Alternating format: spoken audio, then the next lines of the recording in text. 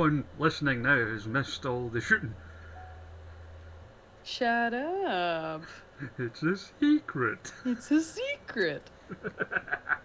No, all people are gonna hear is me munching this rice bowl that is half spicy pork, half sweet and sour chicken. Ah, Sorry, everybody. You're no, gonna hear me eating my dinner. no dry ramen to be found. No dry ramen. That is just a dirty, dirty rumour, and I'm gonna quash that right now. I do not eat dry ramen out of the packet. That is one of the most disgusting things said about me in 2020. I'm sorry, I couldn't even keep that. Like a friend of mine said it once about someone when we were younger, and it's now been like my go-to whenever I'm just making up bullshit about someone that's obviously false. Have you ever watched New Girl? No. There's a Oh, joke hello, about Alicia. Schmidt. There's a joke about Schmidt in New Girl.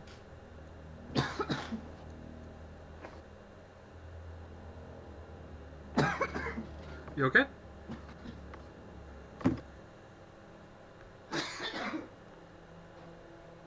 She's got the Rona.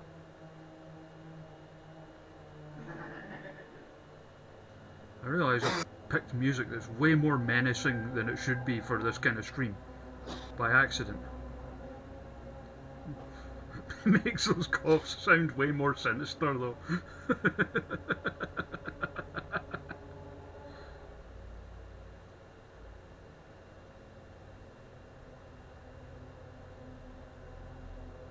Yeah, I picked the wrong one. That'll happen.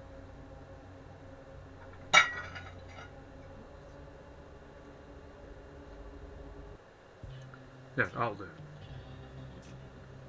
How are you doing, Alicia? How are you doing, everyone? Hello, welcome. Jayla's away. I don't know. It's what happens when you try to eat dry ramen.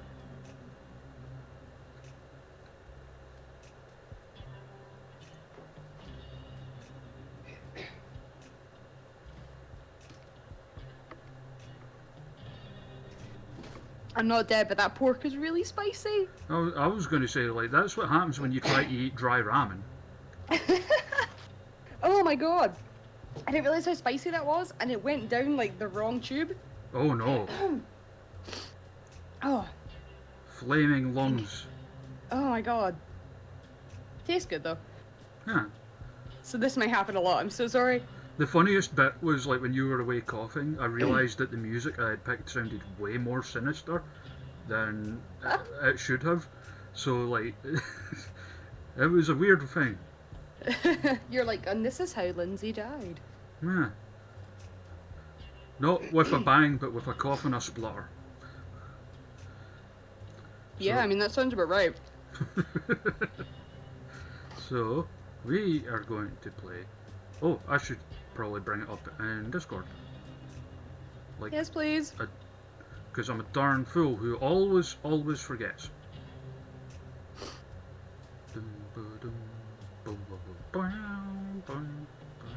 Can you guess it's Twin Peaks music? But I accidentally went for like one of the pure sinister ones. So we are going to play Phoenix I'm Wright. excited for this. I've not played this in so long. Yeah, I played, like, my sister had it for, I think, the DS when, Yeah, that's it. That's when I had it. like, round about the time it came out, and I played some of it then, and I always liked it, but yeah, I never got back around to it because I never owned a DS myself. So I've got a weird relationship with the DS. I would buy a DS. I'd be super excited about it. I would play it for, days and days and days and days and days, like all day, every day. And then I would put it down and I would ignore it for months. And then I'd eventually pick it up and be like, oh, I don't really play this. I'm going to sell it to CEX or whatever. And then one day, months later again, I'd get the urge to play the DS. I'd buy a cheap one and the cycle would continue. I've never owned one ever. Really? So you didn't like have Nope. Nintendogs or anything like that? No. The only stuff I got to play was again like the stuff my sister had. Huh. Like the only Nintendo things I have actually owned myself are Super Nintendo and Wii. Okay. Because like my sister had like an N64, Right. and Joanna had a GameCube, and now she's got a Switch as well. Super into the Nintendo handheld stuff. Like I had a Game Boy from the second the Game Boy came out. Like my mum bought Oh, I had a one, Game Boy as well. Yeah, yeah. and I was addicted to it. And every time the Game Boy had like a new generation, I was always one of the first people that wanted one. But then for some reason, I guess it was maybe because I was getting older, when the DS came out, I was just not that. I liked it. I liked the. It really appealed to me, but then the more it came out, the more I was like, I'm not that fussed anymore. One of the ones for Switch I really want to play is Breath of the Wild. Oh, Breath of the Wild is really good. And I want to get Really nice. Deadly Premonition 2 as well. Oh, okay, yeah. Because Deadly Premonition is a work of art, and I will hear no argument to the contrary. You're just like, I will hear nothing against it, absolutely nothing. I am taking no further questions at this time. I mean, you know me, my Twin Peaks obsession, and it is the closest thing we're ever going to get to Twin Peaks the game. That's true. Other than, of course, that VR thing that's out, but I can't afford no VR. So, You can't afford no VR. So we're going to play Phoenix Wright, Ace Attorney. We're going to have to do the voices as well. Okay. So episode 1, the first turnabout. Play the first turnabout, I think so. Well, yes. Oh, I got an achievement for that, bloody hell. Kids these days, they get achievements for everything.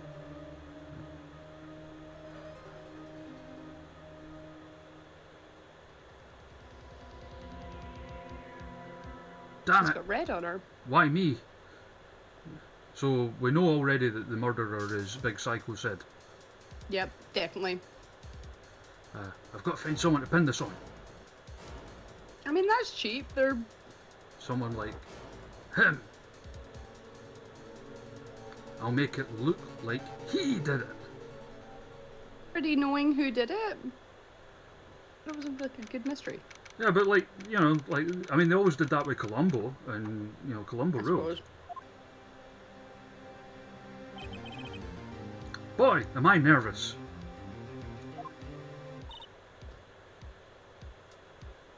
Right. I've got my mouth full. Mouthful of dry ramen. Oh, hiya, Chief. Phew, I'm glad I made it on time. Well, I have to say, Phoenix, I'm impressed. Not everyone takes on a murder trial right off the bat like this. It says a lot about you, and your client as well. Thanks. Actually, it's because I owe him a favour. Ooh, a favor, easy tiger. So you knew the defendant before the case? Surely that would make him, like, unable to take the case, but... Well, that's what I was thinking, like, you shouldn't be able to do that. Yes. Actually, I kind of owe my current job to him. He's one of the reasons I became an attorney. Well, that's news to me, and you're immediately fired. Yeah. I want to help him out any way I can. I just really want to help him. I owe him that much. It's over. Something's over. My life. My life. Everything. It's all over. Question mark. Dot, dot, dot. Ellipses. Is that your client screaming over there? Yeah, that's him. Death. Despair. Oh. I'm gonna do it. I'm gonna die. So we went Wow. from Psycho Sid Wow, okay. to Zandig. Sounds like he wants to die. Yeah. Nick! Hey there, Larry. Christ almighty. Dude, I'm so guilty. Tell them I'm guilty. Give me the death sentence. I ain't afraid to die. Oh, nice. What? What's wrong, Larry? Oh, it's all over. I'm finished. Finished. I can't live in the world without her. I can't. Oh god. Who took her away from me, Nick? Who did this? Oh, Nick, you gotta tell me. Who took my baby away? The person responsible for your girlfriend's death? The newspapers say it was you. My name is Phoenix Wright. Here's the story. My first case is a very simple one. A young woman was killed in her apartment. The guy they arrested was the unlucky sap dating her. Larry Butts. My best friend since grade school. Our school had a saying, when something smells, it's usually the butts. In the 23 years I've known him, it's usually been true. He has a knack for getting himself into trouble. I can say one thing though. It's usually not his fault. He just has terrible luck. But I know better than anyone that he's a good guy at heart. That, and I owe him one, which is why I took the case, to clear his name. I mean... That's a good point. If this is his first case, how do we know he's an ace attorney? Just regular attorney. And that's what I'm going to do.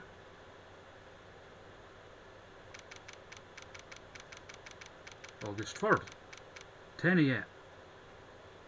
District Court.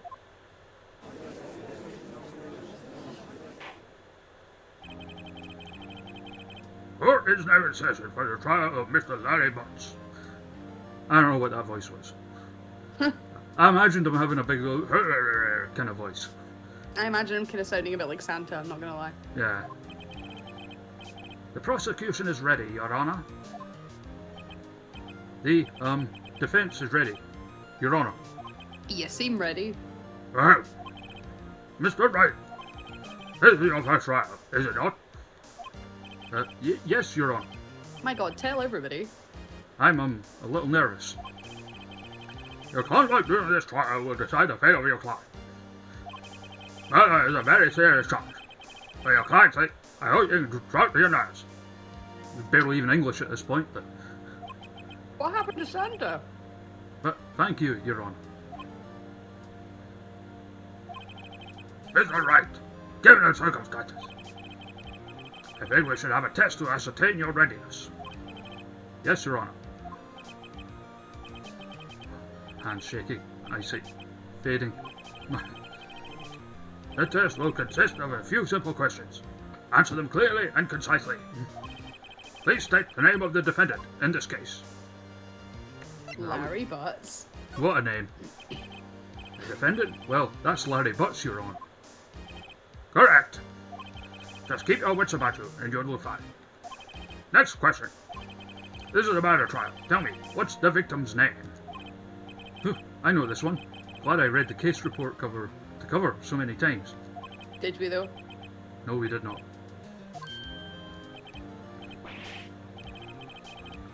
Yep, he's a doofus. Phoenix, are you absolutely sure that you're up to this? You don't even know the victim's name? Well, the victim, of course. I know the victim's name. Good lord. I, just forgot. Temporarily. Brain fart. I think I feel a migraine coming on. What? Oh, that's you. It's in the court record. Just press the tab. Check it any time. Yes, I'm begging you to read the court record. Don't fuck up. If I must. Mr. Wright, who is the victim in this case? Read the court record. Cindy. Cindy. Ooh, and we've got other wee profiles as well.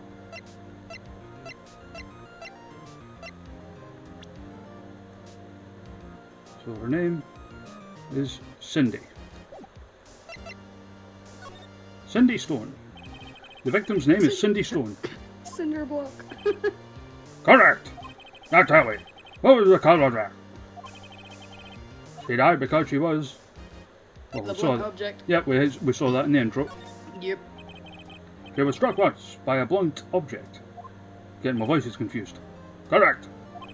You answered all of my questions. I see no reason why we should proceed. You seem much more relaxed, Mr. Wright. Good for you. Thank you, Your Honor.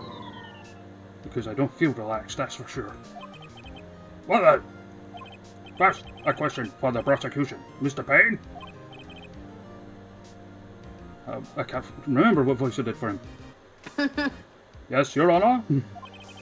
As Mr. Wright has told us, the victim was struck with a blunt object. Would you explain to the court just what that object was? The murder weapon was this statue of the thinker. It was found lying on the floor next to the victim. I see. The court accepts it into evidence.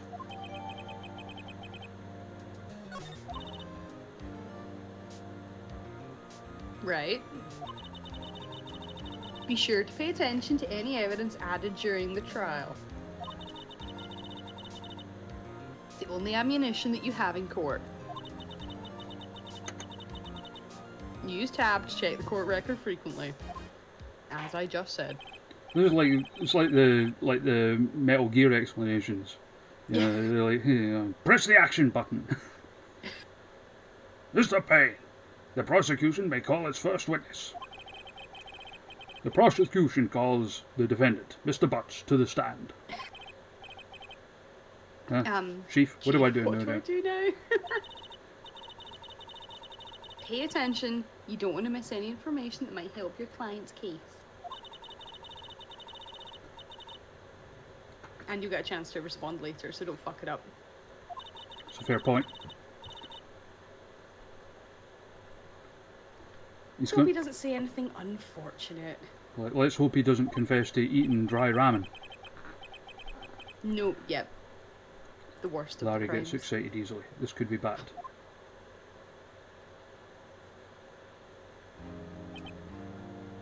Ahem. Mr. Butts, is it not true that the victim had recently dumped you? Hey, watch it, buddy! We were great together. We were Romeo and Juliet, Cleopatra and Mark Antony. Yeah, they all died. That's a terrible, terrible example. I wasn't dumped. She just wasn't taking my phone calls or seeing me, ever. What's it to you anyway? Mr. Butts, what you describe is generally what we mean by dumped. In fact, she had completely abandoned you and was seeing other men. She had just returned from overseas with one of them the day before the murder. What do you mean, one of them? Lies, all of it, lies. I don't believe a word of it. Your Honour, the victim's passport. According to this, she was in Paris until the day before she died.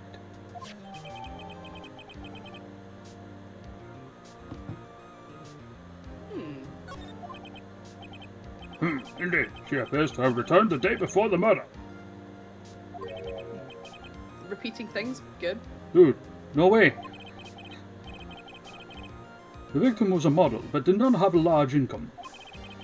It appears she had several sugar daddies. Good for her. Daddies? Sugar? Yes, older men who gave her money and gifts. She took their money and used it to support her lifestyle. Dude. Good for her. Yeah. Get herself an OnlyFans as well. We can see what kind of woman Miss Stone was. Hey, here, Payne. Bless you. Tell me, Mr. Butts, what do you think of her now? Right. I don't think you want him to answer that question.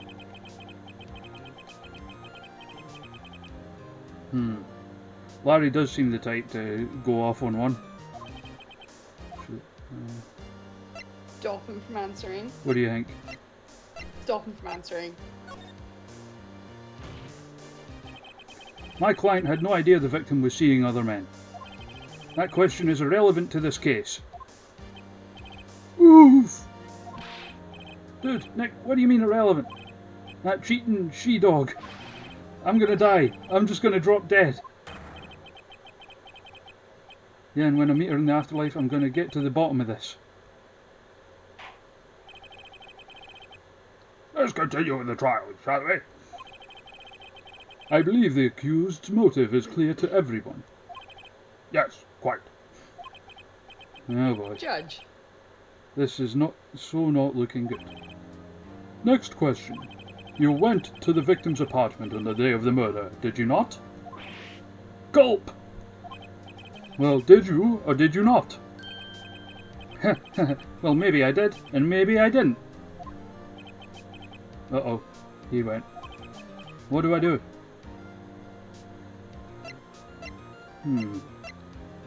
I guess. Yeah, because, I mean, we know he didn't do it, so... I mean, we know he didn't do it, but if you stop him from answering, like... It makes it look like he's got something to hide. Yeah, but I mean, I suppose if he answers honestly, and is like, yeah, I went on the day she was murdered. Have him answer honestly, I think, maybe. I know, I'll send him a signal. I'd be a terrible lawyer. Tell the truth. Yeah, I was there, I went. Rabble, rabble, rabble. Oh dear. Order. Well, Mr. Butts. Dude, chill. She wasn't home, man, so, like, I didn't see her. Man, he's high-pitched. Your Honor! He's lying. Lying? The prosecution would like to call a witness who can prove Mr. Butts is lying. Well, that simplifies matters. Who's your witness?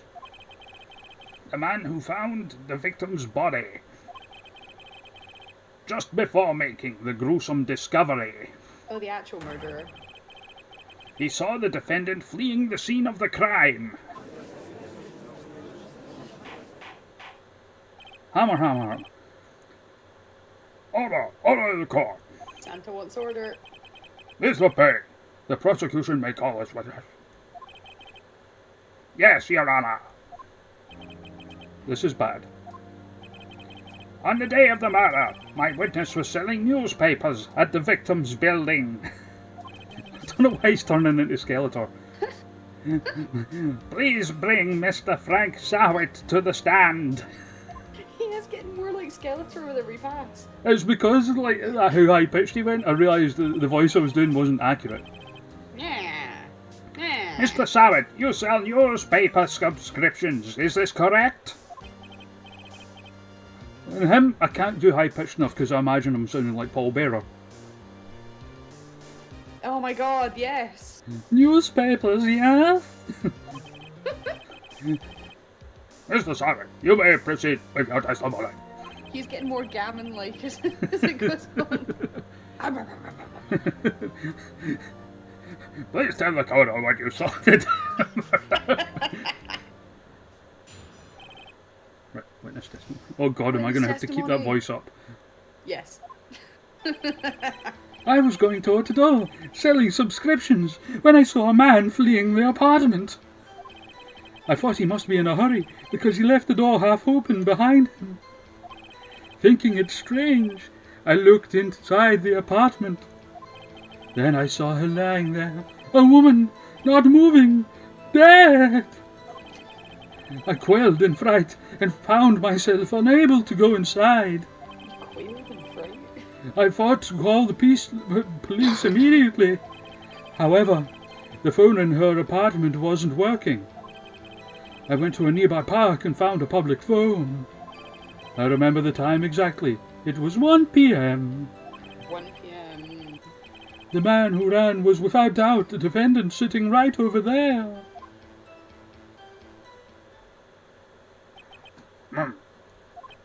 Larry, why didn't you tell the truth? I can't defend you against a testimony like that. You're not a very good lawyer then, are you? Incidentally, where was the phone in the victim's apartment? Your Honor, at the time of the murder, there was a blackout in the building. What? During a blackout? Yes, Your Honor. However, some cordless phones do not function normally. The phone that Mr. Sawit used was one of them. Your Honor, I have a record of the blackout for your perusal.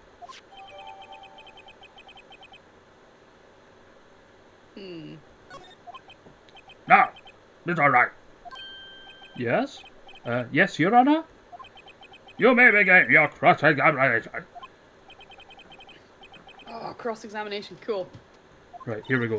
Let's nail the sucker. Alright, right. This is it. The real deal. What exactly am I supposed to do? Why, you expose the lies in the testimony that the witness just gave. Come on, I'm wearing a corset and everything. Lies? What? He was lying? Your client is innocent, right? Then that witness must have lied in his testimony. Or is your client really guilty? How do I prove he's not? You hold the key, it's in the evidence. Compare the witness's testimony to the evidence at hand. There's bound to be a contradiction in there.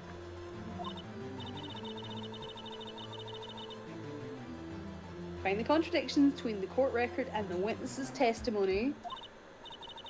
Then, once you've found the contradicting evidence, present it and rub it in the witness's face. Okay. Open the court record with tab, then point out contradictions in the testimony. How did this guy ever pass law school? That's a good point, British. No, he doesn't. How did he ever pass? Like. Right. Okay.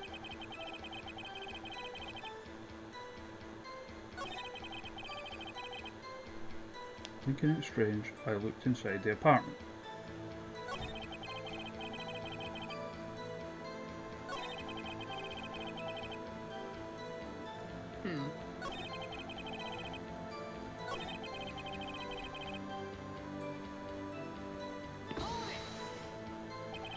The phone in her apartment wasn't working? Yes, I mean no, it wasn't. Right. But you said you couldn't go in. But you said you didn't go in the apartment. Or did you? Oh, that? I can explain that. There was a cordless phone on the shelf in the entranceway. I reached inside and tried using that to call. And that phone wasn't working, correct? What happened next? Went to a nearby park and found a public phone.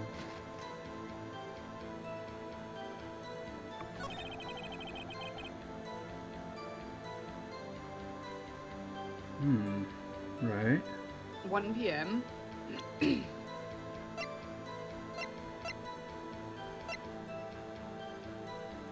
So the electricity of the building was out.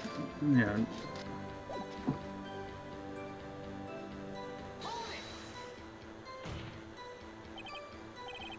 "1 p.m. Are you certain?" "Yes, absolutely." He seems really confident. 1 p.m. Right. Does that seem strange to you? Present some evidence to contradict him.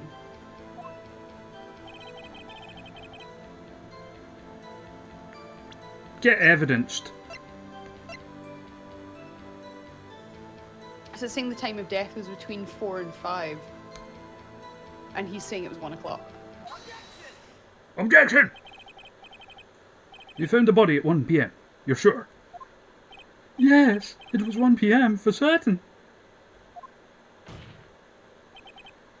Frankly, I find that hard to believe. Your statement directly contradicts the autopsy report. The autopsy notes the time of death at some time after 4 p.m. There was nobody to find at 1 p.m.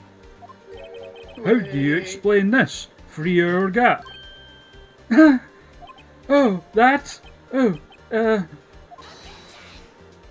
She's high-pitched. This is trivial. The witness merely forgot the time. Nah. After his testimony, I find it hard to believe. Mr. Talbot, why were you so certain you found the body at 1 p.m.? Gee, that's a really good question. Great job, right? Way to put him on the spot. I can't tell if you're making him like Paul Bearer or like a Southern Maiden. That's all you have to do. Point out contradictions. Oh, is that how you become a lawyer? Cool. Lies always... Oh, that's your line. Lies always beget more lies. Haven't we seen that recently? Oh my god, haven't we just? See through one and their whole story falls apart. Mm-hmm. Good lord. So have you back on Twitter? Wait, I remember now. Would you care to give your testimony again?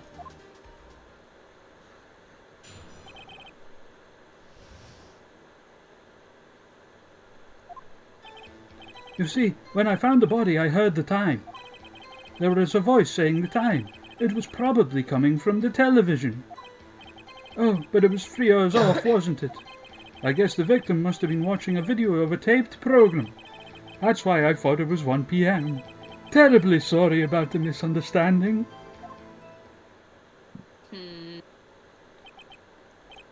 I see. You had a voice saying the time on a taped program. Mr. Wright, you may cross-examine the witness. Right. You know what to do. I've got this one. I should hope so. You're the lawyer. Mr. Lawman, that's me. Mr. Lawman. You see, when I found the body, I heard the time. There was a voice saying the time. It was probably coming from the television. Evidence. But there was a blackout. Objection! Hold it right there. The prosecution has said there was a blackout at the time of the discovery. And this record proves it. Huh? You couldn't have heard of the television or a video. Huh? That video is so old school. The defense has a point. Do you have an explanation for this, Mr. Sabat? No, I find it quite puzzling myself. Quite. Ah! Wait! I remember now. Mr. Sabat? The court must prepare to hear an accurate testimony from the very beginning. These constant corrections are harming your credibility. And you do seem rather distraught. Ah! My apologies, Your Honor. It must have been the shock of finding the body. Very well, Mr. Sabat. Let's hear your testimony one more, please. The shock of finding the body that was, like, predictably months ago. Actually, I didn't hear the time. I saw it. There was a table clock in the apartment, wasn't there? Yeah, the murder weapon. The killer used it to hit the victim. That must have been what I saw. You saw a clock? I guess that would explain it. The defense may cross-examine the witness. Gladly. Alright, we're getting to be Billy Big Balls now. Yep.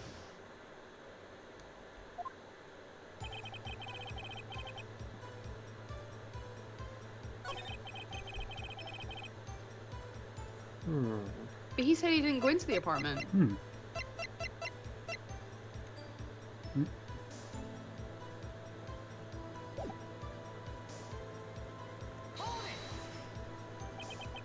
A table clock? Was there a clock at the scene?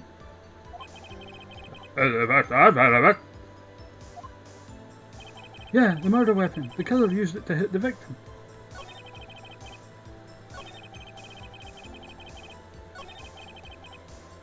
That must have been what I saw. Why didn't you tell us that in the first place? I guess it just slipped my mind. I'm not really sure how it happened myself. The witness says he saw the table clock. End of story. Now find the contradiction.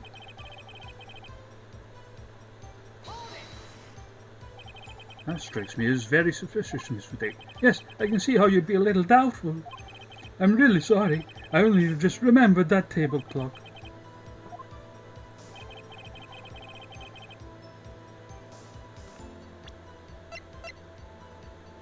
I'd say it was the murder weapon. Is he saying that the table clock was the murder weapon? I think he is.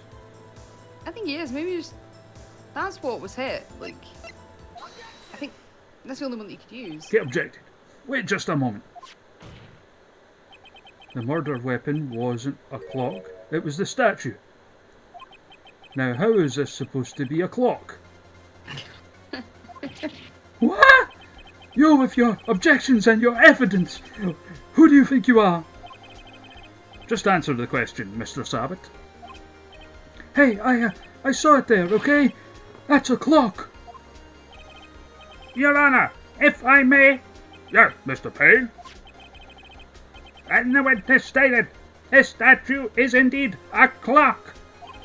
The neck is a switch. You just tilt it and it says the time out loud. As it doesn't look like a clock, I submitted it as a statue. My apologies. I see. So the murder weapon was a table clock after all. Well, Mr. Wright, it appears that the witness's testimony was correct. This is a clock. Do you have any problems with his testimony now? Well, yeah. Your Honor, there is a gaping hole in the witness's testimony. The only way he could have known the weapon was a clock is to hold it in his hand. Yet the witness testified that he never entered the apartment. Clearly, a contradiction. Indeed. The witness knew it was a clock because he went into the apartment. You're lying! You were inside the apartment on the day of the murder. Oh yeah? Prove it. Prove I went in there. I'll do better than that. He did. I can prove you're the one who killed her. You struck her with the clock, and the shock of the blow triggered the clock's voice. That was the sound you heard. Order in the court. Intriguing. Please continue, Mr. Wright. Yes, Your Honor. Mr. Sabat, the sound must have left quite an impression on you.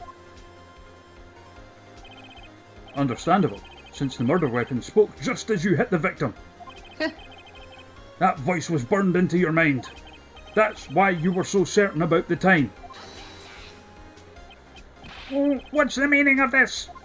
This is all just baseless conjecture. Baseless? Yeah. Just look at the witness's face. Would the witness care to elaborate? Did you strike the victim on the clock? That day, I never. Look, the clock. No, I saw.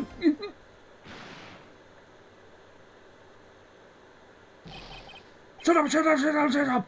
I hate you. It was him, I tell you. It was him. He killed her, and he should burn. Burn!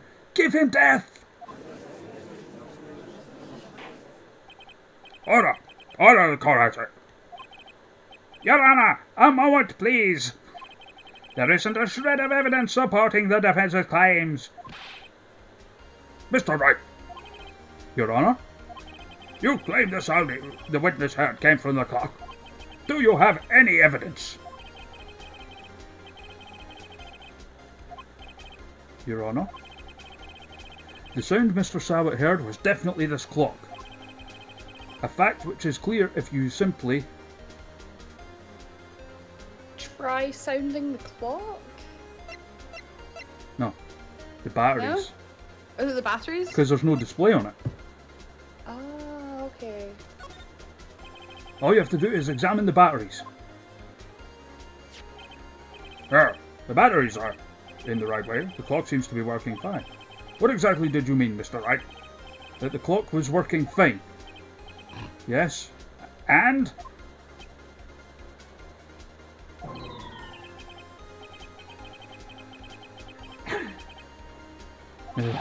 That's all right.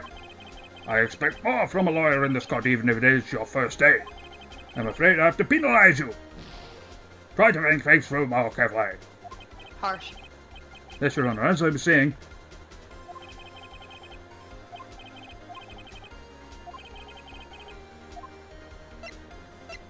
Try sounding the clock. Let's sound the clock now, here, in this court. Your Honour, may I have the clock? I ask the court to listen very carefully. Beep.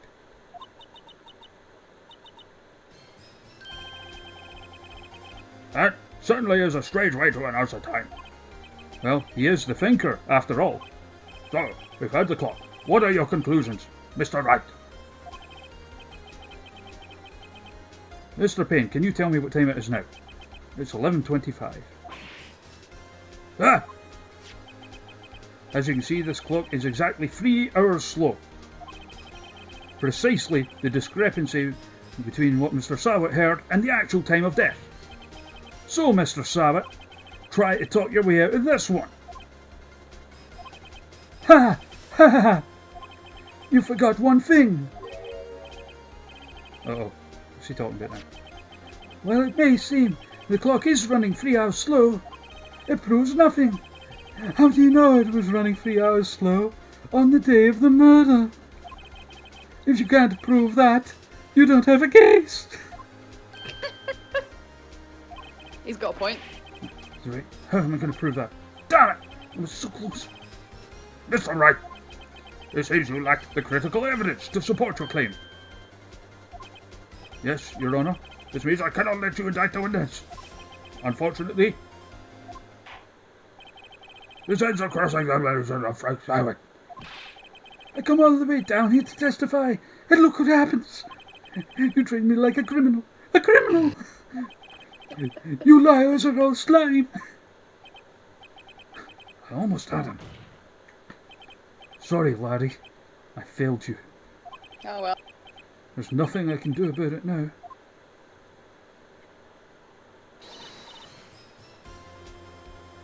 Not so fast, Mr. Sawit. Dun dun dun. Mia! I mean, Chief. Listen up, Wright. Don't throw this one away. Not like this. Think. But Chief, it's over. I can't prove the clock was slow the day of the murder.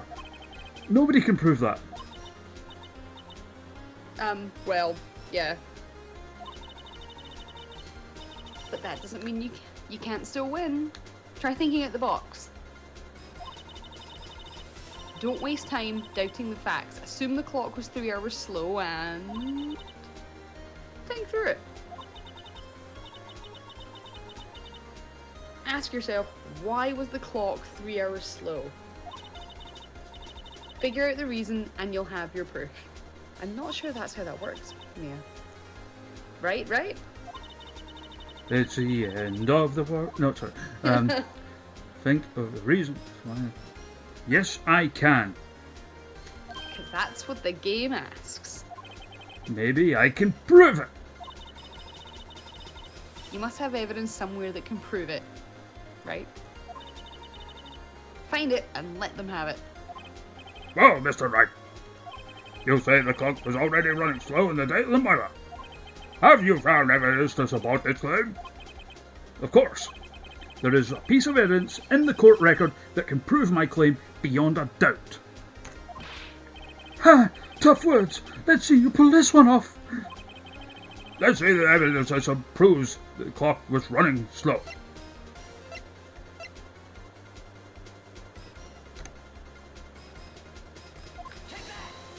And party. The victim had returned home from abroad the day before the murder. As we all know, the time difference between there and Paris is 9 hours.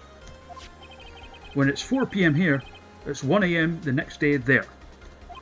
The clock wasn't 3 hours slow, it was 9 hours fast. The victim hadn't reset her clock since returning home. That's why the time you heard when you struck her dead in the apartment was wrong. Proof enough for you, Mr. Sabat? Or should I say, Mr. Did It? Oh, got him. Oh god.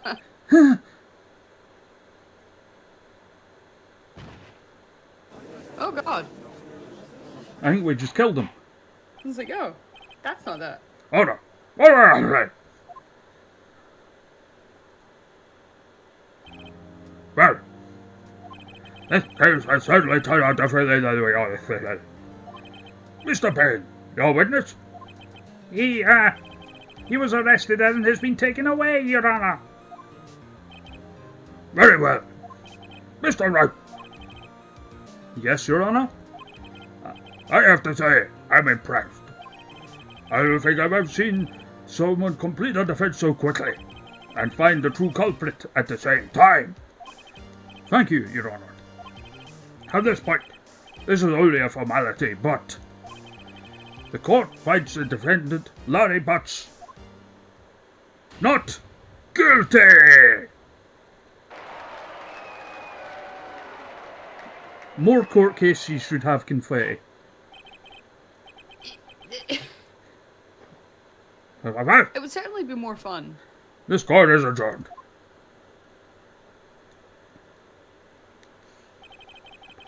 It turns out that Frank Savitt was a common burglar.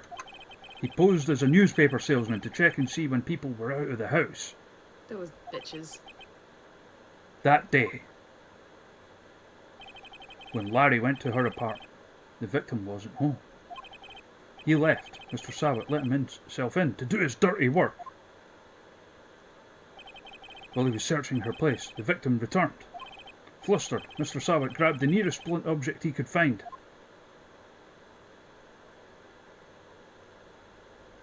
Cracked her with a clock. August 3rd, 2:32 p.m. District Court. Defendant lobby number 2. Whew! I still can't believe we won. Right. Good job in there. Even though I totally helped you. I mean, congratulations! Thanks, Chief. I owe it all to you. Yes, yes you do. No, you don't. It's fine. Like, you fought your own battles in there. It's cool. It's been a while since I've seen a trial end on such a satisfying note. Is that her way of saying that they don't win often?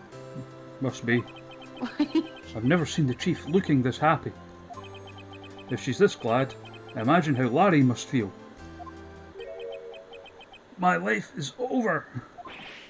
Larry, you're supposed to be happy. What's wrong now? Oh, Nick. Don't worry about me. I'll be dead and gone soon. Good. Wait, no. I mean, bad.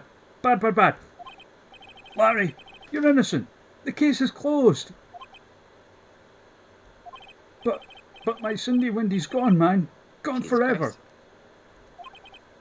Larry, she was... Nah, never mind. Congratulations, Harry. Harry? I can practically see the headlines now. Harry Butts, innocent. Thanks. I really owe you one. God, Yes, you do. what is he doing with his hand? Oh, God. Mate. I won't forget this. Ever. Let's celebrate. Dinner? Movie? My treat? Oh, no. I couldn't. Hey, I was the one who got you off the hook. Oh, hey. Here, take this. It's a present.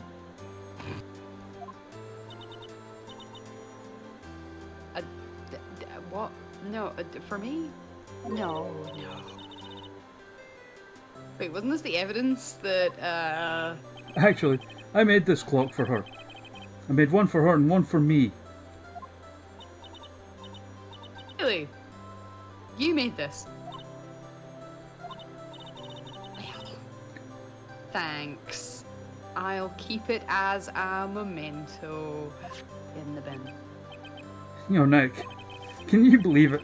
I was so into that chick, and she was just playing me for a fool.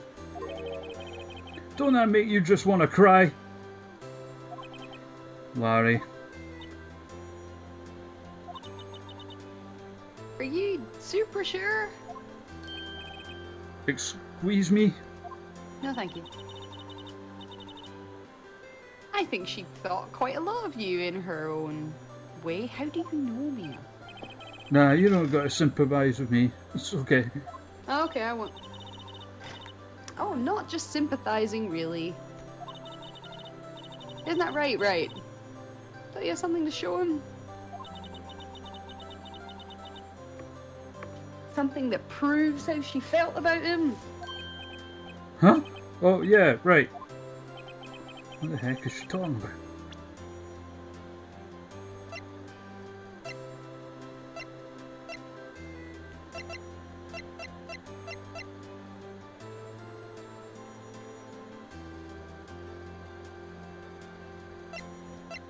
Her passport, maybe?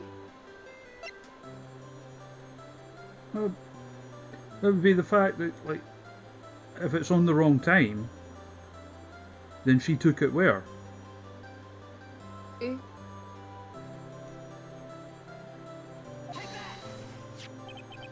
Check this out, Larry. Proof positive you weren't some chump to her. Huh? What about that clock? This is the clock you made for her, Larry. And she took it with her when she travelled. Whatever. She probably just needed a clock, that's all. You think so? It's a pretty heavy clock to take travelling.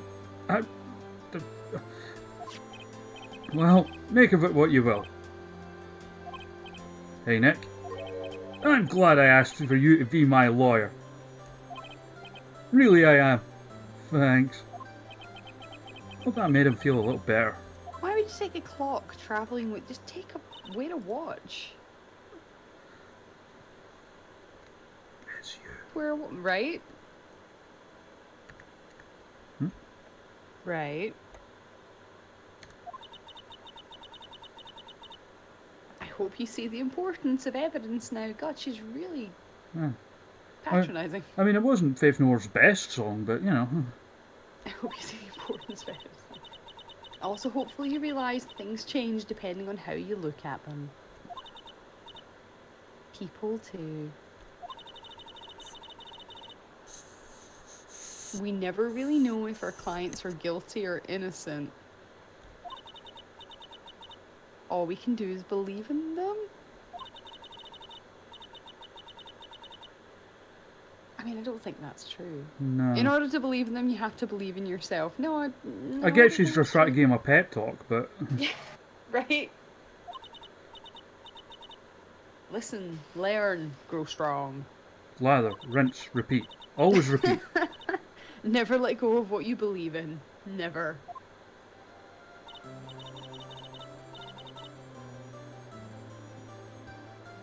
Well, I think our work is done here. Shall we be off? Yeah, I guess so. Hey, how about dinner? On me? We'll drink a toast to innocent butts.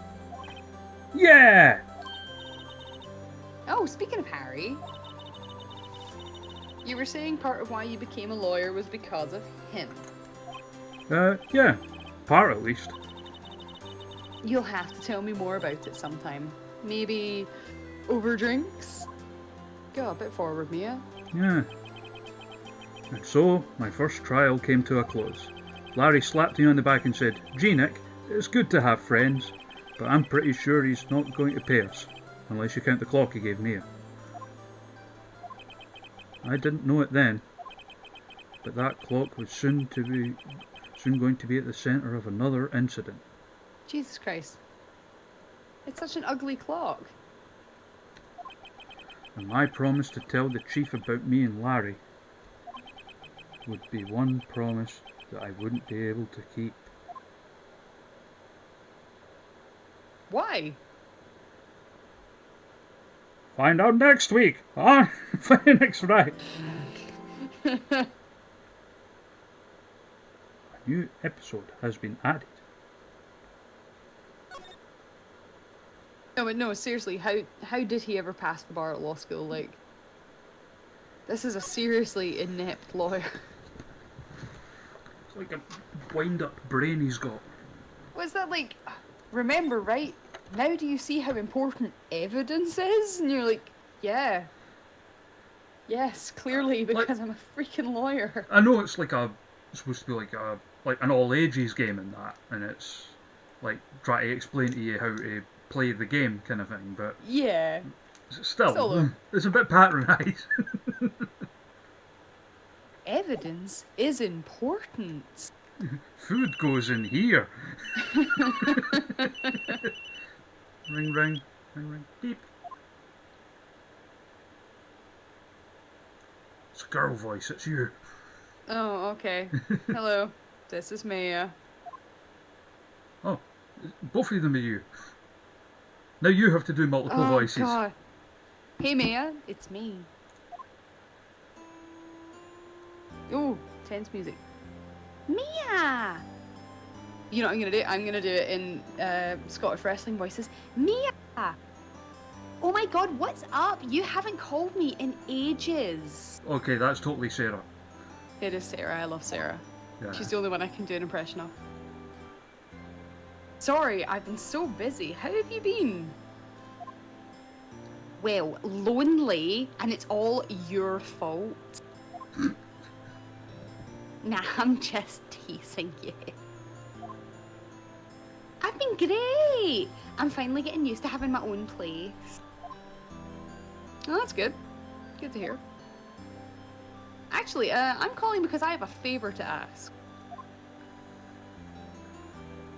I know. You want me to hold evidence for you? That sounds dodgy. Sharp as always. There's a lot of buzz about the upcoming trial. Buzz. I just don't feel safe keeping the evidence here. Aye, I can. So is it this time? It's a clock. A clock? That damn clock again. Yeah, it's made to look like a statue. The thinker tells you the time. Ugly as hell. I thought you might like it. You always like toys. Here, I'm not a wee lassie anymore. No, you know I'm only teasing.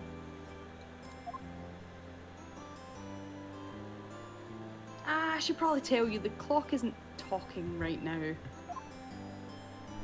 Eh? It's not working. Well, that's a shame. Yeah, I had to take the clockwork bit out. Sorry. I put some papers inside it instead. Papers? Is that the evidence then? There's a possibility that I might turn it that way, aye. So can you come by the office tonight, pick it up, 9 o'clock? I'll be in a pre-trial meeting until then. Aye, alright, but you better be fucking taking me to McDonald's afterwards, because I just really want some chicken nuggets and a McFlurry for this.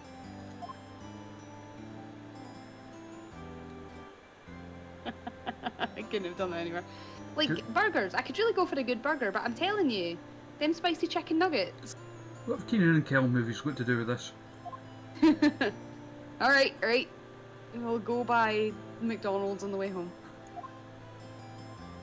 Aye, okay, that's fine. I'll do it then. Alright, ta for now. Yep, I'll be waiting. Maya. Conversation recorded September 5th, 9:27 a.m. Why did they sound like a southern belle? Oh, I do declare. Dolores. Faye and Company lost. No, Miss Faye, I'll take what's mine. Papers.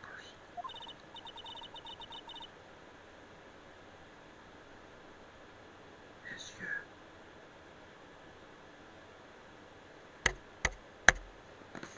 It's you. Oh, sorry. I'm sorry, but I can't give you what I don't have. Miss Faye, you are a poor liar. Why, I see it right over there. It must be the thinker that swallowed those papers. How could you know? Ho ho! You are not cogniferous of my background? Gathering information is my business, you see. Should have been more careful. Wah, wah, wah. Ho ho! My dear Miss Faye, I am so very sorry, but I'm afraid I must ask you for one more thing. You signed it. Your eternal silence. Farewell, Miss Faye.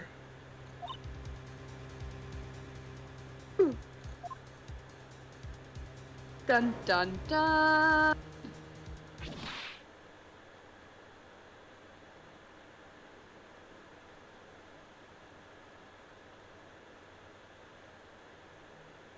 September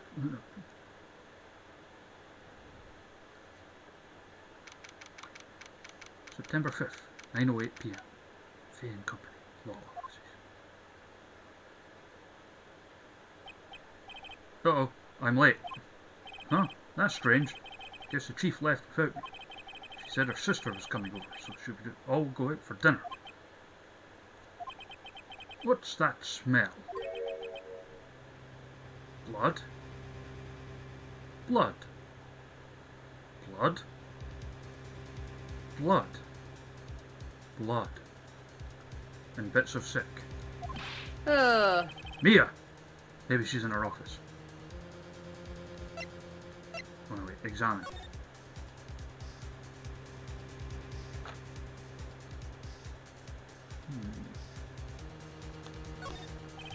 Smell blood. That can't be good. I guess you want to move.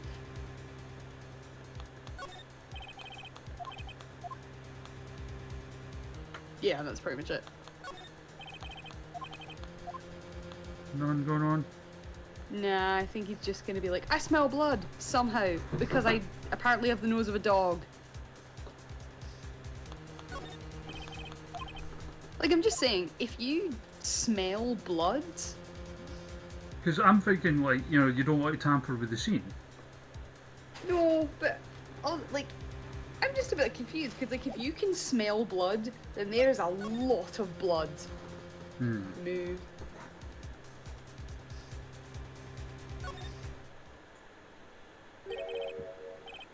That smell.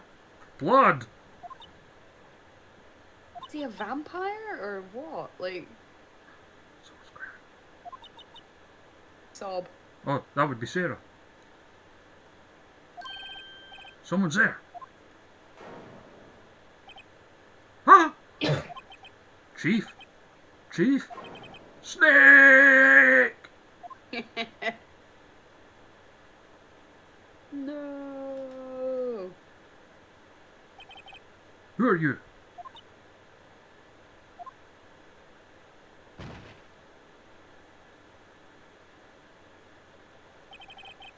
The strange girl dropped out cold. I left her lying on the office sofa.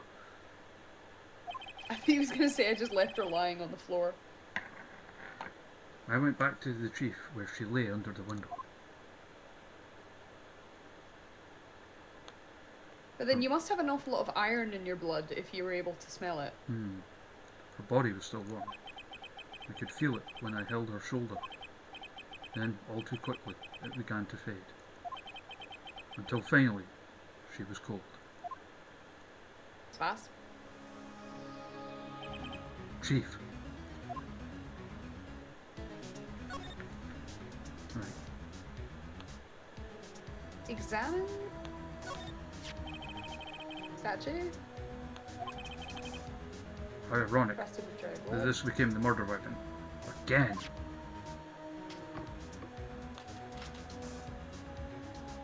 Her? Can you examine her? I would assume so. Chief. It's hard seeing her like this, but if there were any clues here, she was struck in the head with a blunt object. She probably died instantly. The thinker, lying next to her, must have been the murder weapon. There are some glass shards near the chief's body. Must be pieces of the glass light stand lying broken in the back of the room. Nothing else that seems like a clue here. A piece of paper. Must have fallen from Mia's hand. What could it be? Dun dun dun. The word written in blood is on the scrap of paper. Maya? Did Mia write this? This piece of paper is a receipt from a department store, dated yesterday.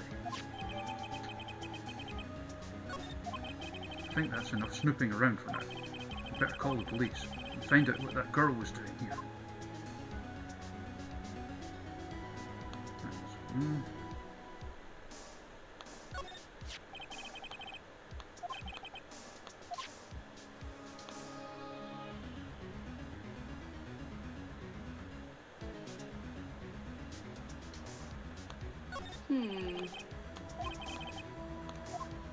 Gatewater Hotel, of course.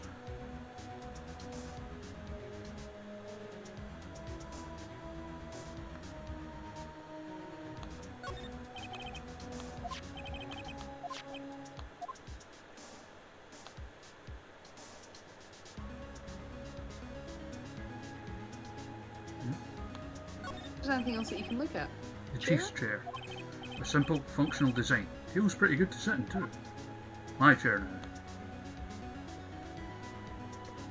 It's like, and now it belongs to me.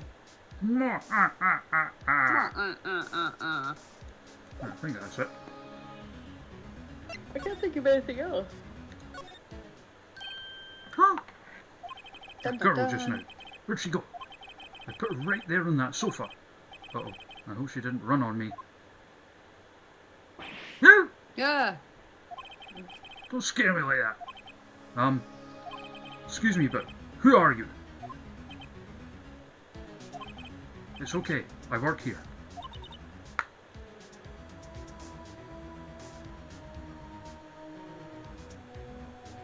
Yeah, don't you just hate misplacing your passed out people? I mean, Maya. My name's Maya. Maya Faye. Maya. Faye? Maya. Nia was writing this girl's name. Maybe I should show her the receipt. I never thought there'd be a use for evidence like this outside the courtroom. No, I don't think so.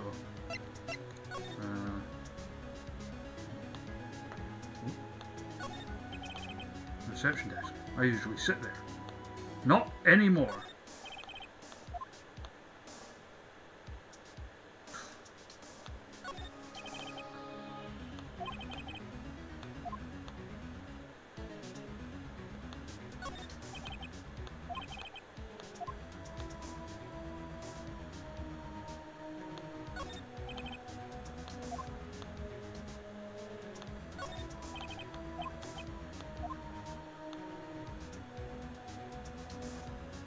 I mean, for such a luxurious client office, it's not actually that luxurious.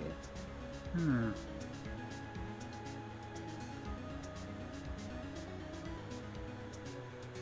mean, I guess they're going more for like functional, but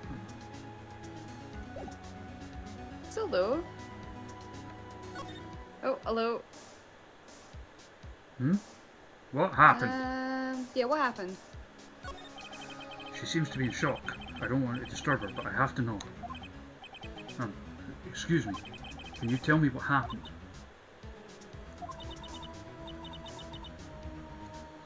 Well, I came in right, and the room was really dark.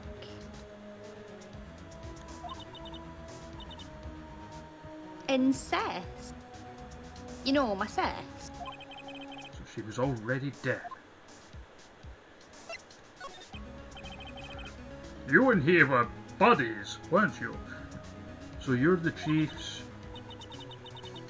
Sir, I'm her younger sister. And you were here visiting this late at night? Aye. She said she wanted me to keep some evidence for her. Evidence. Aye, it was that clock thing. It was oh, what's it called? Aye, the hinker. The hinker.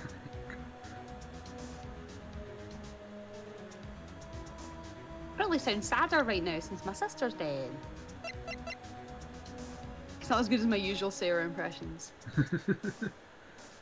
Definitely I'm not on it tonight.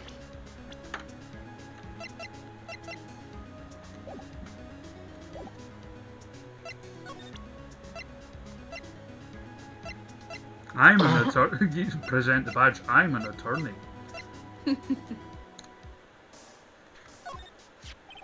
Before Mia died, she wrote a message with her own blood. She wrote it on the back of this receipt.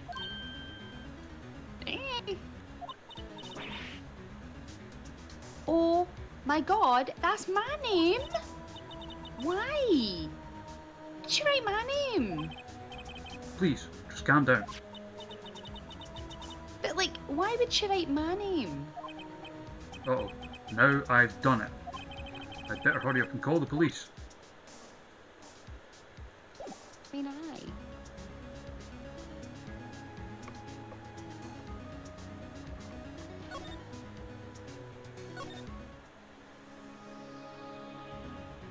Oh, a different view now.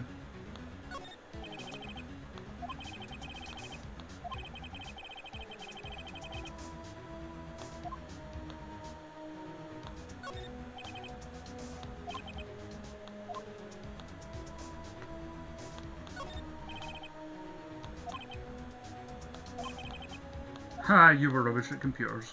How very dare. Untrue.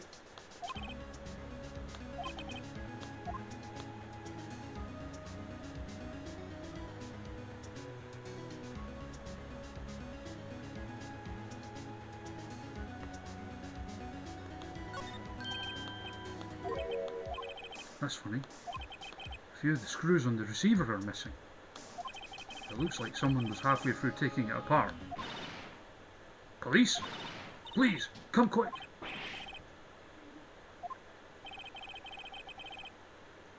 Someone's screaming from outside the window. She's staring right at me. She's shocked and appalled. She's holding a phone in her hand. She's dressed like an anime character.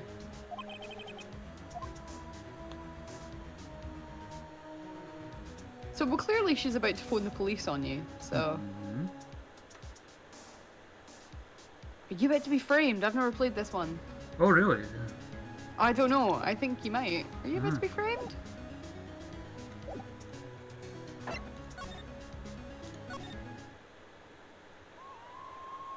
Oh, there you go. Sadie's pure shock. The police. Sounds like they're coming this way. Freeze! Police! Alright, I'm Detective Dick Gumshoe, see? Gumshoe? What an odd name. We received a report from the building across the way, see? Got a report saying they saw a murder. Must have been that woman I saw. That terrified woman. Anyway, I don't want either of you moving 1 inch, okay? Great. Just great. Maya, wait. She wouldn't... Nah. Whoa! Excuse me.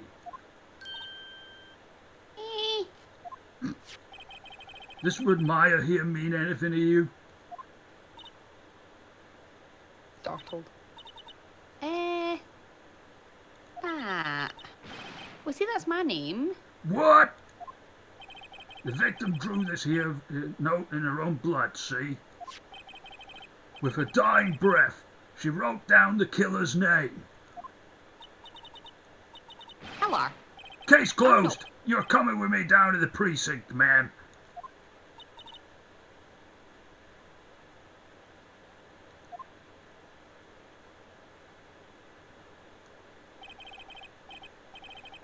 Mia's younger sister, Maya, was arrested on the spot and was taken in for questioning and didn't get out until the next morning. And I'm really not sure what they're basing this on. My eyes were heavy, but I couldn't sleep. I sat around, waiting for the visiting hours to begin at the detention centre. I had to talk to Maya as soon as possible. September 6th, 9:07 AM, detention centre, visitors room. Wow, they have poor Maya locked up like a criminal. Oh. Oh, it's you! Oh, that lawyer! Morning. Good morning! She looks so tired. Can Meh. I? So, are you going to be my lawyer, or what? Well, that's what I wanted to talk to you about. First things first, I better get her cheered up.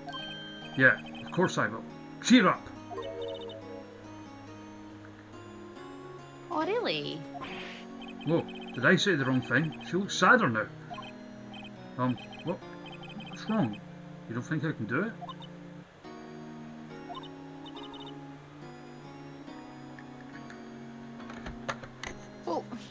No.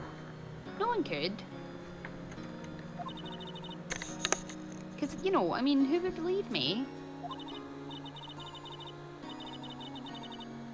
I mean, even you, when you found me in that office, you looked at me like I'd pure done it. Did I look at her like that? Yes. Oh no, I never thought. I mean, it's fine. I get it.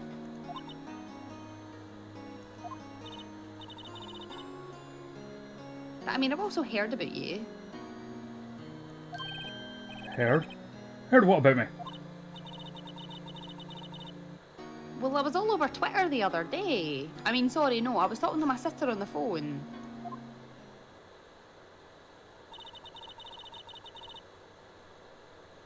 It was my junior partner's first time in court. Wow, really? Did it go alright, like? Oh, it was quite the scene. Honestly, I was on edge the whole time. It's been a while. I always thought you preferred Christian. Well, yeah, I do. And also, like, how is she only 27? And she's, like, meant to be the chief? Ah, so he pure fucked it up, like. He's a genius. One of those strike fear into the hearts of evil types. This is bollocks. No, he's not. Yeah, I mean, I wouldn't describe myself like that. The only thing he's lacking is experience. I beg your pardon. Ah, that sounds like it was a pure laugh, so it is. Well, I know who to go to if I ever get into trouble now. Oh, I don't know. I think you might want to wait. Give him 3 more years. That is, unless you want to be found guilty. Cheeky bitch. Yeah, That's what she said. that's what she said. Oh, sorry. I mean, I didn't mean to insult you, but here, I've got the screenshots on my phone. I didn't mean to insult you. And yet. No, that's alright. I mean, it's true, I guess. But at the same time, I can't just sit by and watch. When I think of the person who did this to Mia. Aye, I know.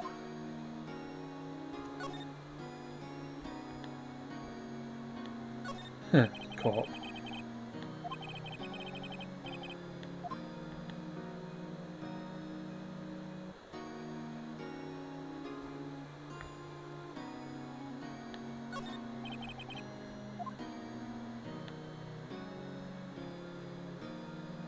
Nothing else when you examine. Don't look like it. I don't know if there's anything you can present her with.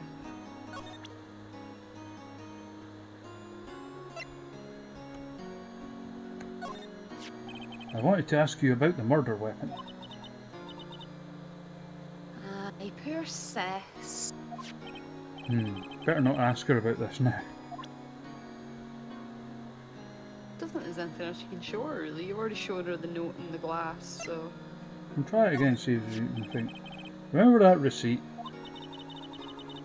You know one with my name on it? Any idea why? No. And I didn't want you to ask me again. I mean, do you actually trust me? Why? I mean, don't you think I did it too? No, I don't. It's just a hunch, but... That detective thinks... Oh, yeah, that's you. I mean, that detective, he pure thinks that I did it.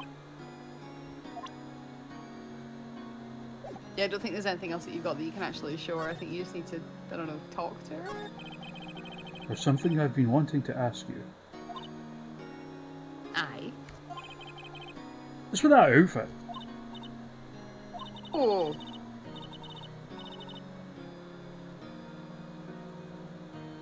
This is all the acolytes wear. It's my uniform. Acolytes?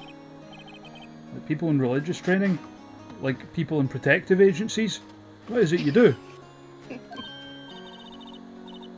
Oh, it's nothing being weird. Like, no, really. I'm a spirit medium in training. Oh my god, I can actually picture Sarah playing with crystals. A spirit medium. I'm pretty sure that qualifies as strange. Could you tell me about the day of the murder? Aye. So let's see. So that morning, I got a call from my sister. She wanted me to hold on to a piece of evidence for an upcoming trial, right? Evidence? Aye. That clock-shaped thing. The hinker. The one Larry made. How could it have been evidence in a case? Right. So, she said something about that.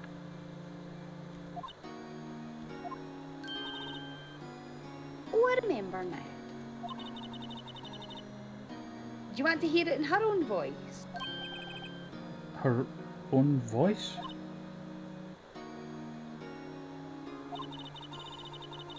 I mean, I'm pretty sure our conversation is on my mobile. You recorded it?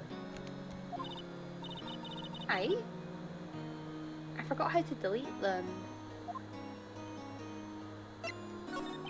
So, you say you have a conversation with your sister on your cell phone. Let's hear it. Right.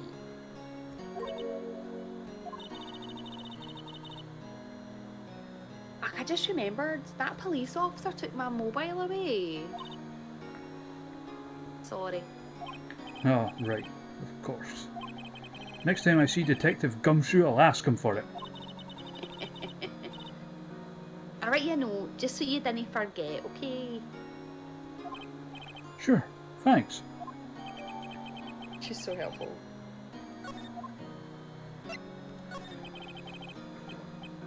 So, you're an acolyte, a medium in training.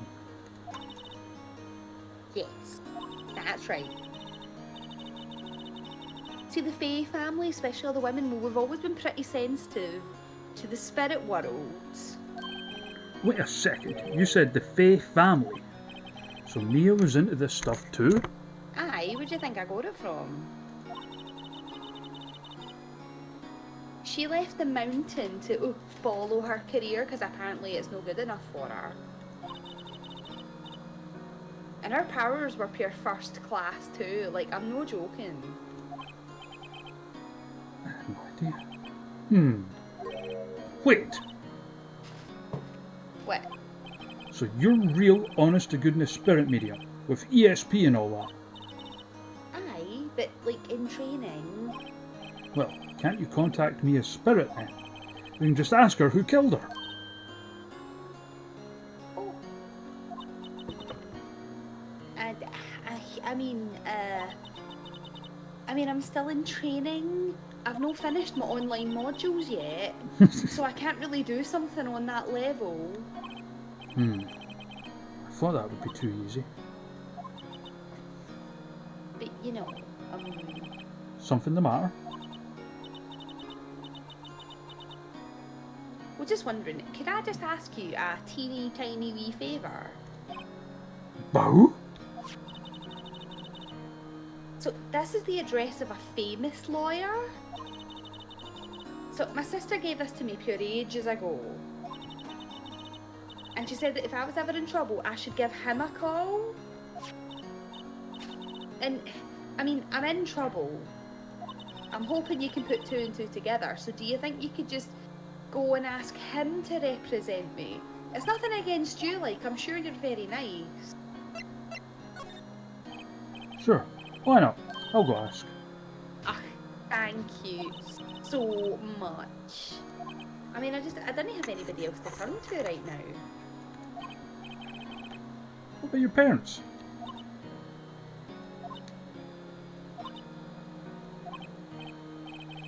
Let's see. Don't worry. Leave it to me. Ah, thank you. I mean, the trial's tomorrow at 10, and I thought it was pretty early too, considering we only found our body about 2 hours ago. But, I mean, I think these things just move really, really quickly. Yeah, it's like CSI speed stuff. You're going to get your blood results in a week. tomorrow. What if this guy refuses? I mean, if they told me that I don't find one by myself, the state will just pick a lawyer to defend me. When will that happen? Apparently they're giving me till 4 o'clock this afternoon. I know, everything's just moving at lightning speed. The visiting hours are almost up. I'd better hurry. I'll be back.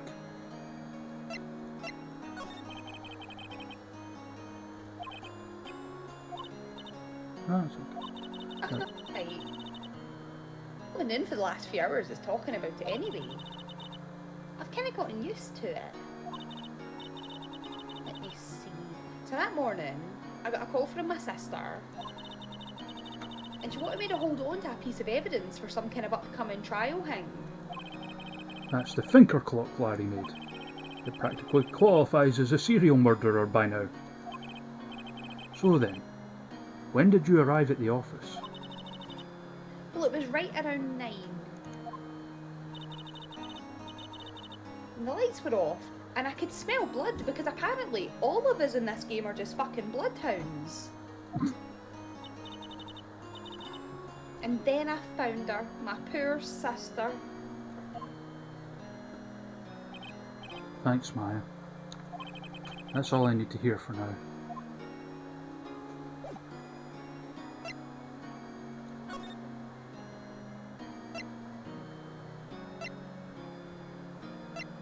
So the Grossberg law offices that you want to go to now, I think. You can ask them nicely. Because she wants a real lawyer and not you. Grossberg.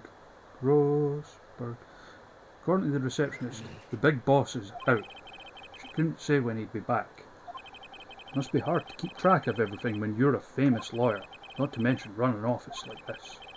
Guess I'll just have to come back later. But not before I've nosied at everything. Why? What's wrong with that painting? Phoenix, you have no taste.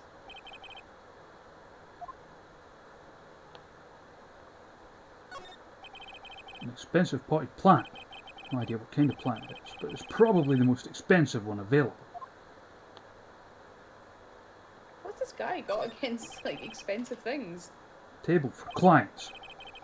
An elegant ebony case, and if I'm not mistaken, that lighter's made of solid gold. Made of solid gold, surely not. Even I can tell someone here's got money to burn. I don't know, it looks like it could be. A solid gold lighter, like... Of all the things you would buy, solid gold lighter. Solid mahogany desk. The wood's been polished to a deep luster. Expensive looking mahogany bookshelves, filled with expensive looking books. Funny, they don't look like they've ever been read. I'm just thinking of all the Anchorman quotes. I'm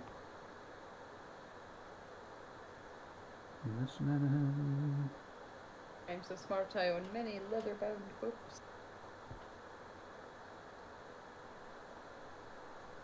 Pay for it in pounds. Leather-bound pounds.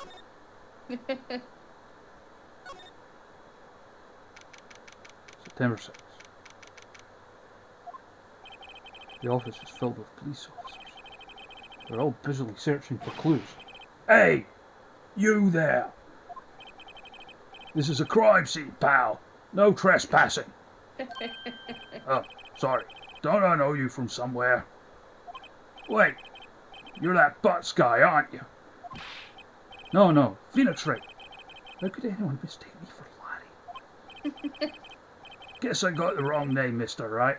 Sorry about that. That Butts guy, he was a killer, and you're no killer, right?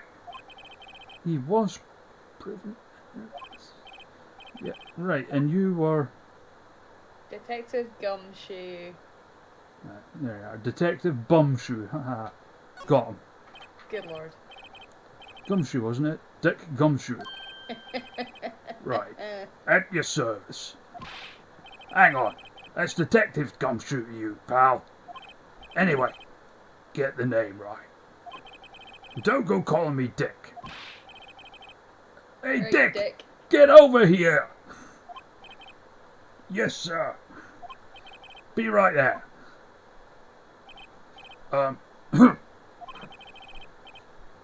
You're a lawyer, right, pal? If you got business here, you better do it quick. Who? He thinks I'm Maya's lawyer. I mean, to be fair, if you were her lawyer, would you actually be allowed at the crime scene? I don't think lawyers were allowed on crime scenes.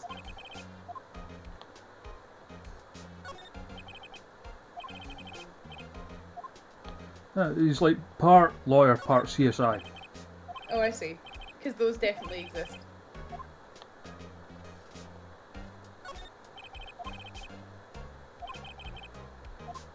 Oh.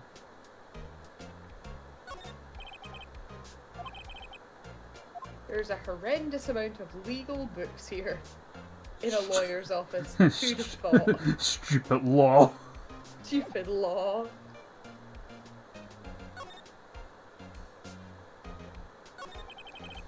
About Miss Faye, did you do an autopsy? Huh? You want to know the results, eh? I mean, yeah. Pretty much. Now don't you look at me like that, pal. It's no use. She might have been your boss, but she doesn't get any special treatment. Alright. You can see the report, but that's all. Cool, that's what we need. See, if her death was instantaneous, how was she able to write Maya in her own blood? Exactly. About Maya. Yeah, I'm looking forward to the trial. Sorry, pal, but this is one trial you aren't gonna win. That's not true. Why do you That's say the that? object of the game. The city's put Prosecutor Edgeworth on the prosecution. Edgeworth. I'm sure you know what that means. You being a lawyer and all. Dun dun. Prosecutor Edgeworth. That's right, pal. Mr. Miles Edgeworth himself. Wait, you do know him, don't you? Of course I do. He's a fierce Sure. prosecutor. He doesn't feel pain. He doesn't feel remorse. He won't stop until he gets his guilty verdict. Oh, don't talk about him that way. You make him sound barely human. Still, Definitely lines from the Predator. I'm afraid this pretty much decides the case. So Edgeworth is on this one. He hasn't lost a case since he became a prosecutor at the incredibly young age of 20. That sounds inaccurate. Of course, there are rumours of back alley deals and forged evidence. All I know for sure is that Edgeworth hates crime with almost an abnormal passion. I never imagined I'd be facing him so soon.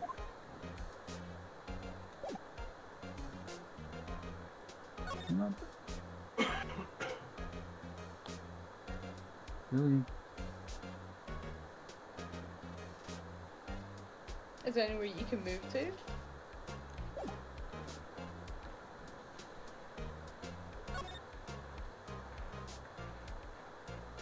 Yeah, not really. Grossberg. Roseburg. Still nobody here. Oh, it's examined. Back to the detention center.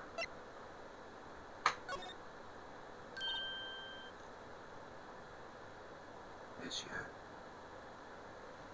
Yeah? What is it? Did you meet the lawyer? Sorry. I haven't seen him yet. Alright.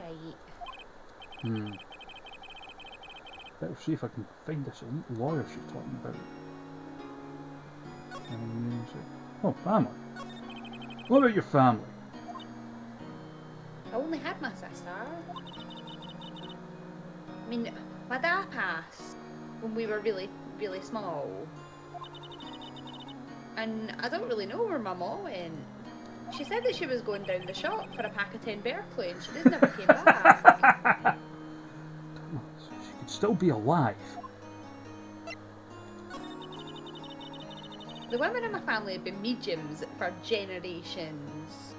No Oh. joking. I don't know, she looks like a small. I mean, they say that a lot of spiritual power runs in our blood. And you know what? It really seems to come out whenever we get to near like community centres and people pay us £10 a head. That's when we do our best work.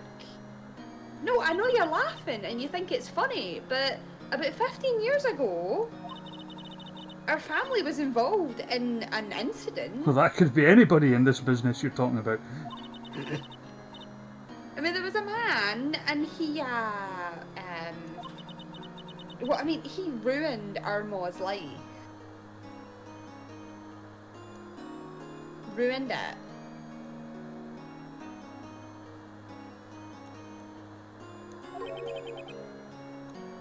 Ruined. And after that, she just kind of disappeared. She just, honestly, several years after that, my sister just announced she was going to become a lawyer and just decided to leave the mountain. Oh, aye, the mountain is the housing estate down near Castle Milk. So you live by yourself? Well, aye, I got a really nice wee council flat, but it's okay. I mean, I've gotten used to it. It's full of IKEA furniture and that. Oh, as well. I mean, I had to become independent, or I would lose all my powers. So you're an independent contractor? I feel bad for her. All up herself up in that mountain. All up herself. Oh, yeah. Way to trip over with words. Best way to do it. I mean, we are trying to draw the wrestling parallels, right? So who is this man who ruined your mother? And I swear to God, if you say Will Ospreay... Right, well, about 15 years ago, there was this unusual murder case. I mean, it caused a right fuss. I mean, everybody was talking about it. The police were all running out of leads, and they were getting pure desperate. Wait, they didn't use a spirit medium, did they? The police convinced my mother to try and contact the victim, right? Wow, so what happened? Well, the case was solved, obviously, because she's really good at her job and that. You fought? Well, the man my mother helped take in, turns out he wasn't innocent. She hadn't actually fingered the right person. I beg your pardon?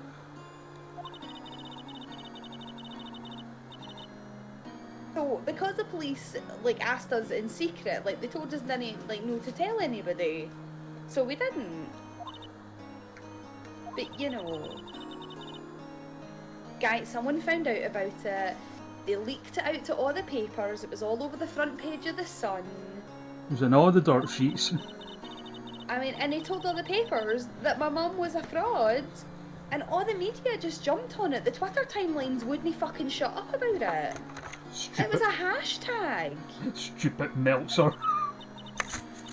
I mean, Meltzer, they ruined my mom. She became the laughing stock of the East Side.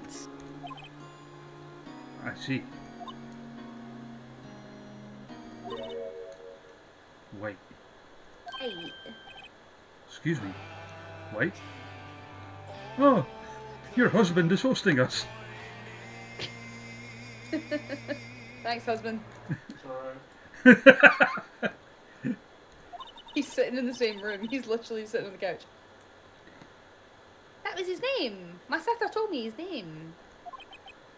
Wait. Right.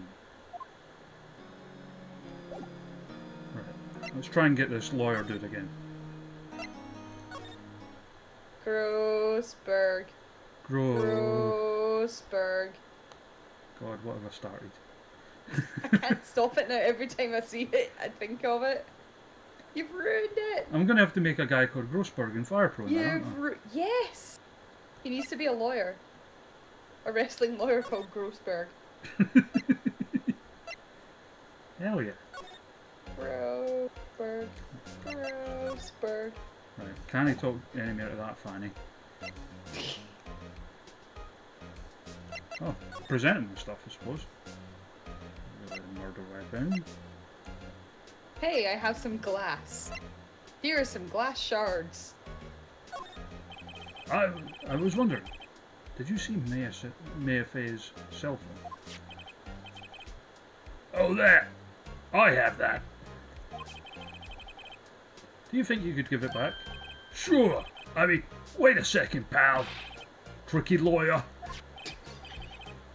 No, he's on to me. Just tell him straight. If I tell him I want it, there's no way I'll give it to him. Something the matter? Oh, no, it's just, you know, detective. No, I know nothing about it. Her cell phone has a lot of numbers on it, like her boyfriend's. The cell phone holds all a little girl's sweetest and spiciest secrets. Oh God. You're trying to confuse me. Sorry, pal. I already checked all the numbers in memory. Impressive. You're quite the detective. Uh-huh. Oh, here. You can have the phone back. There weren't any suspicious call records in there after all. Seems you didn't notice the recorded conversation. Ha-ha! You all done, pal? Yes, thank you. I'll be heading out now. Oh, wait! One more thing I wanted to mention to you. I don't suppose you're planning on talking to that witness. Anyway, you'd better not. No influencing the witness with your Lawlery ways. I almost said lawlery ways, and With your lawlery ways. and that would have been apropos as well, but, you know, come to think of it, I had completely forgotten about her. Yeah, and she totally looks at someone that Jerry Lawler would really want to try and influence. Mm-hmm. The witness? Puppies! Yeah, Miss April May. Christ. I'm sorry about this, but I can't tell you anything about her. Well, you just told me her name. Miss May, huh? So you've sent her home already, then? Haha, you're trying your lawlerly tricks on me now. She's not to go outside her room till the trial. So she's still in the hotel across the way. I guess I should know better than to try and get a detective to leak information. You got that right, pal. Time to pay a visit to Miss May.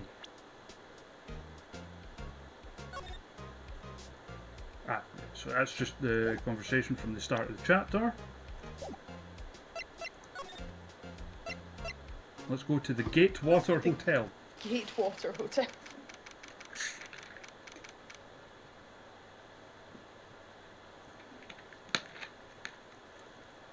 I just noticed the date is September 6th.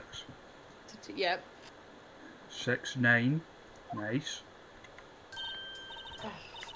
Oh, you get a voice. Oh, Well, hello there, handsome. there you go. You're welcome. Scott is horrified in the corner, I should add. I can imagine Horrified. so. Oh, hi. Smooth, right? Real smooth. So you're the lawyer, aren't you?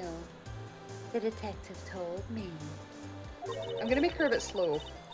He said, don't say nothing to that lawyer, pal. Memo to seller. Thank Detective Gumshoe for making my job harder.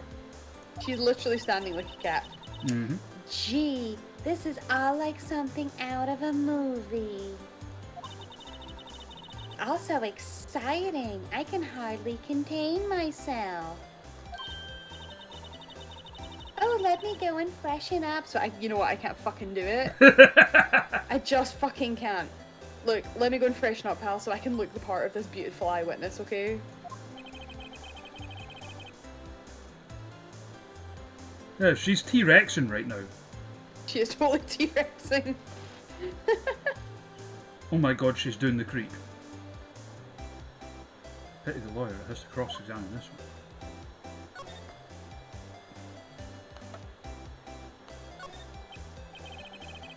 Still see Is that because she's still painfully stupid? She's She's painfully pink is what she is. Here's what we should do. What's that? As we come in here, I think we should now get on the floor. You know why? Why? Because to get in, we have to open the door. Then we get on the floor, and she's walking the dinosaur.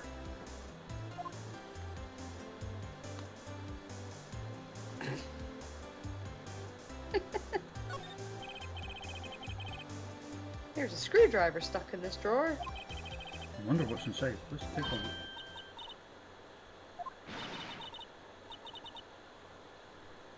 Right, oh my god, seriously, what the fuck are you doing? No touching. Oh, I can't. Don't make me. I'm not saying it. Hey, listen, you really shouldn't pry around in other people's rooms. Okay, that's true. You wouldn't want to make me upset, would you? Oh God, she's going to hulk up. That's it. I thought she was going to explode for a second there. I wonder what could be inside that drawer.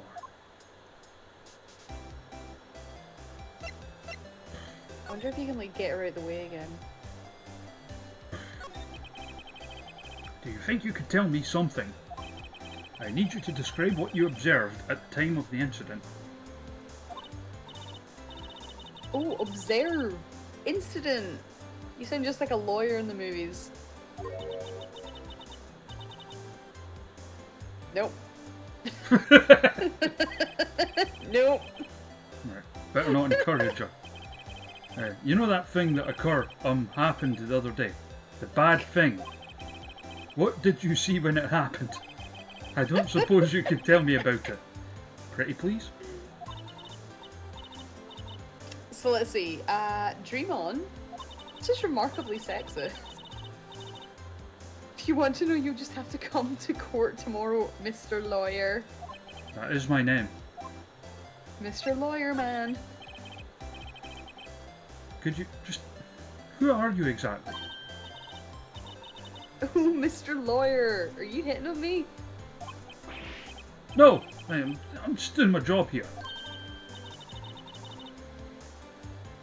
Dear God. I won't beg you. Like, please no. First time I've blushed this Are much. you blushing this much because she's not wearing a fucking top? Or she's wearing a very interesting top? Right, can you just tell me what it is that you do? The music's catchy though. It is really catchy. No! And you had your little hopes up, didn't you? I'll have you know, She's all- ma'am, I've been told my hopes are a good size. She's also kind of a dick. Like, Yeah. I see there are 2 glasses on the table. Someone's staying here with you. here, bitch just likes to double fist her champagne. What an amazing power of observation. You must be one of those famous detectives, like on television. Like Columbo. I do like Columbo. Like Columbo. I'm just a lawyer.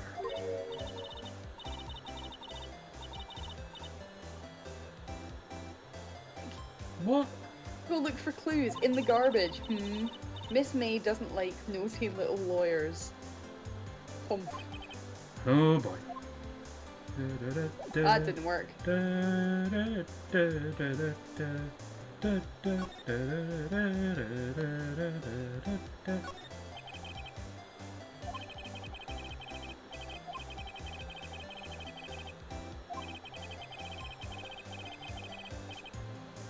Okay. Difficult to recognize a face. She's also... I mean, I don't know if they pull this up as a kid's game, kind of. But there's like, you know, champagne on the table, so she's been drinking.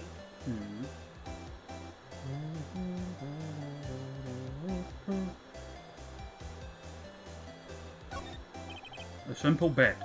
A simple bet. It's been recently made. Nothing eye-catching here. I'd imagine if you did try and go back to the drawer with the screwdriver, she'll immediately like pitch up and be like, yeah. Get out of my room.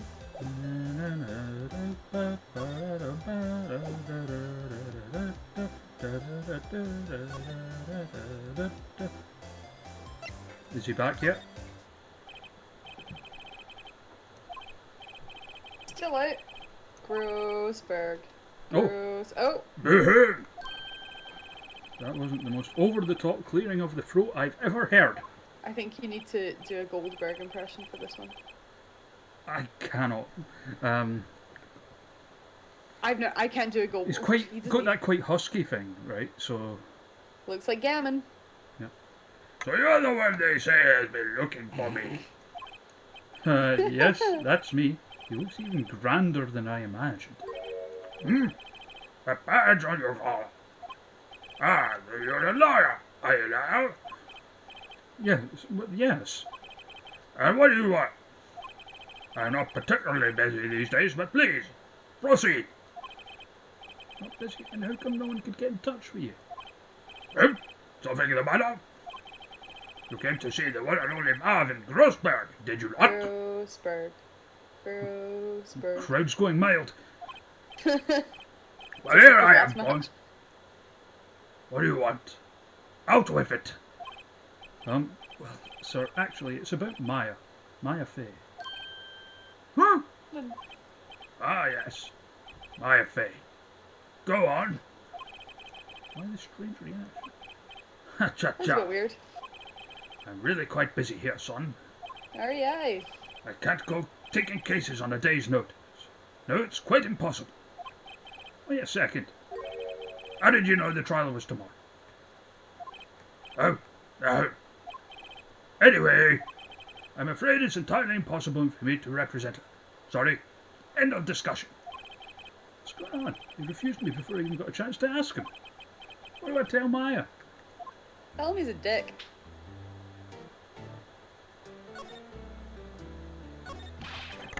How can you just refuse like that? Please tell me why you won't take the case.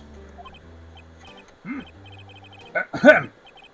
Well, you see, it's just, I'm busy, you see. But the client... Oh, sorry, but the client is Mia Fey's sister. Ahem. Mia trusted you. She knew her sister would be in good hands. Yes, of course. I know that.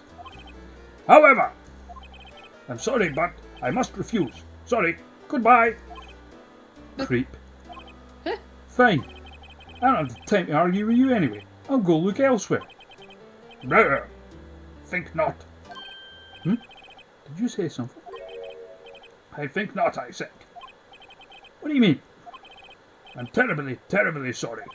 But I'm afraid that no lawyer worth their salt will take on this particular case. Terribly sorry, my boy. Why? Apparently. I cannot say. I beg your pardon. But could you leave now? I have nothing more to discuss with you. What's going on here? Just, yep, get out. How did you know Mia Fey? She worked here a long time ago. Quite the apprentice, that one. Learned my techniques in the blink of an eye. She left one day quite suddenly. She had a mission, you see. A mission? You could see it in her eyes. She followed it with a burning passion. Never looked back, that one. That's quite a painting. Aha! You noticed. It's my pride and joy. Impressive, isn't it? Well, isn't it? The colour of the sky, the hue of the sea, the weave of the straw hat. It's worth at least 3 million. I have no intention of parting with it, of course. No, I won't sell it. Not even to you. Wasn't interested. It's not for sale. I'm not buying.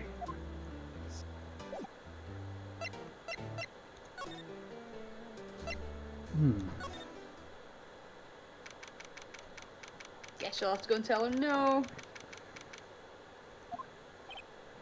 Oh, yeah.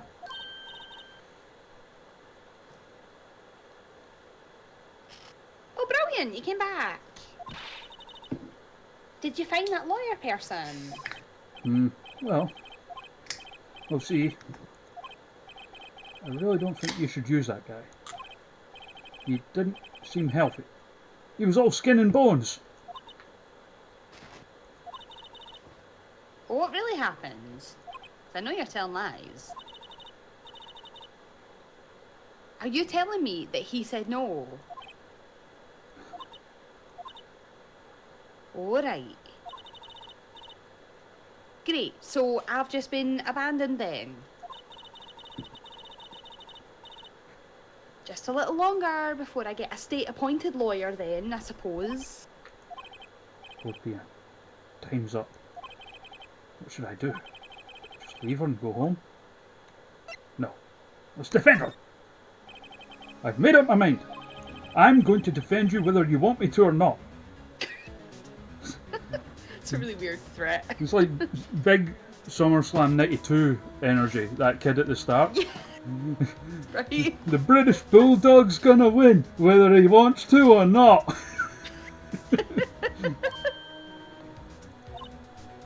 Why? Why? Well, you aren't the culprit. Someone else is. I mean, how... No, really? Well, I have a hunch. Given the evidence, it would be easy to assume that Maya was the killer. But there's something about this whole thing that smells fishy. That witness's strange behaviour. Was that all an act? And the way that lawyer refused to help out Maya. But more than all that, she has no one left to help her. Nothing is more sad or more lonely than that. Here, I'm no some charity case. I know, I've been there. A long, long time ago. Why did I become a lawyer in the first place? Because someone has to look out for the people who have no one on their side. Also, the wage packet. I mean, you get paid a hell bunch. Right? Maya, I won't abandon you. You can count on me. I mean, I didn't ask you, but that's pretty kind of you.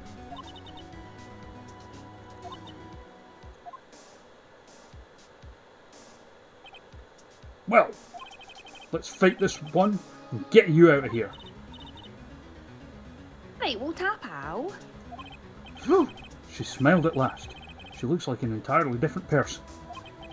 One last question. You are innocent, right? Oh my god, I can't believe that you would actually ask me that. And I'm supposed to fucking trust you, and you're asking me if I'm innocent and if I did it. So you need to trust me too, alright? It's a deal. Fucking hell. So what next? There's something that's been bugging me. Just what was inside that strange woman's drawer? Fucking pervert lawyer area. Jerry Lawler. It was when I tried to look into her drawers that she got all defensive. There has to be something in there. Sorry, I know. I'm away. That's what I'm talking about. Oh. So do we need to go back to the hotel and try and get in that woman's drawers? I think so. Bellboy. Good afternoon, sir. Excuse me. You are? Ah, I beg your pardon, sir. I'm the bellboy of this establishment, at your service, sir. Oh, right. I've just come up to deliver room service, sir. Do you know where Miss May might be? Ah, I believe our guest, Miss May, is currently using the, facilities. If you've no need of anything, I'll be taking my leave. Yep, good. Fuck off. Please, stay as long as you like. Enjoy. Yeah. Wait. Oh, hey! You see, every time I come up here, I end up embarrassing myself. There's my chance to snoop around a bit. Ah, I almost forgot. Oh! You came back quick. I'd to ask you to inform Miss May that there is a message for her. Please tell her that Mr. White of Blue Car phoned. Sure. Pretty dangerous. He doesn't know who you are.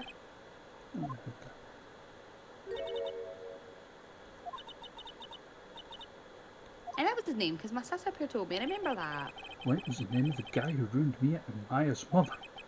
Could it be a coincidence? First, let's get jammed into this woman's drawers. Get into the drawers.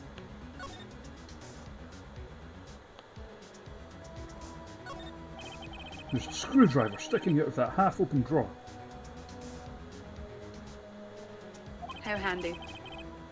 Now's my chance to see what's inside. What do we have here? Wiretap! What would a woman like her be doing with a thing like this? There's definitely something suspicious about this Miss May. Why would she have something like this in her hotel room? There's a story behind all this, I know it. Alright. I'll be using this bit of evidence in tomorrow's trial. That's for sure. This bit of evidence that I happened to steal from a hotel room. Yep. For Maya's sake, I'll get to this woman's bottom. Wait. You know what I mean. Shalane. Oh, bellboy. You saw a bit? Oh, time to scram. I look forward I to just can't do her tangoing voice. with you tomorrow, Miss May. In court. To be continued.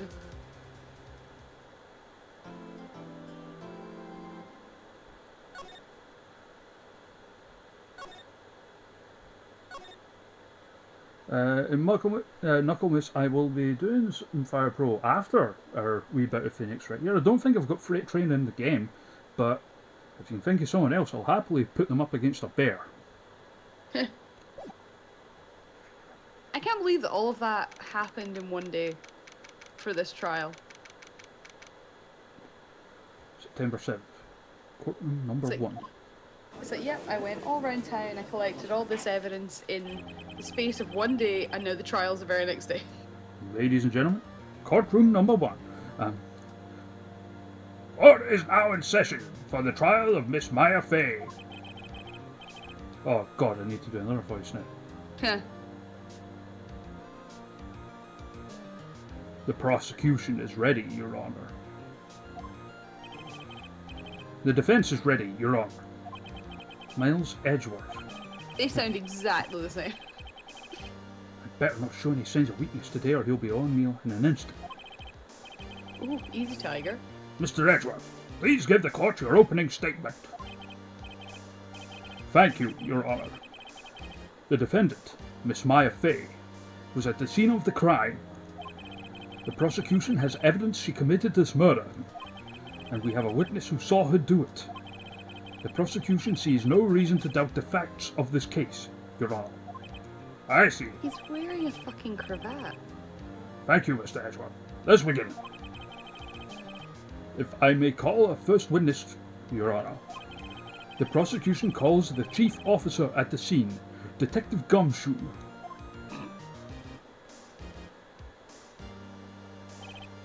Witness, please state your name and profession to the court. Sir, my name's Dick Gumshoe, sir. I'm the detective in charge of homicides down at the precinct, sir. Detective Gumshoe, please describe for us the details of this murder. Very well, sir. Let me use this floor map of the office to explain. The body was found by this window here. And the cause of death? Loss of blood due to being struck by a blunt object, sir. The murder weapon was a statue of the thinker, found next to the body, sir. It was heavy enough to be a deadly weapon, even in a girl's hands, sir. Rude. I know. The court accepts this statue as evidence. They're still calling it a statue. We've got our floor plans. Now, detective. Yes, sir. You immediately arrested Miss Maya Fey, who was found at the scene, correct? Can you tell me why? Yes, sir. I had hard evidence that she did it, sir. Detective Gumshoe, please testify to the court about this hard evidence. Beg your pardon? Even a heart. As soon as a phone call came in, I rushed to the scene.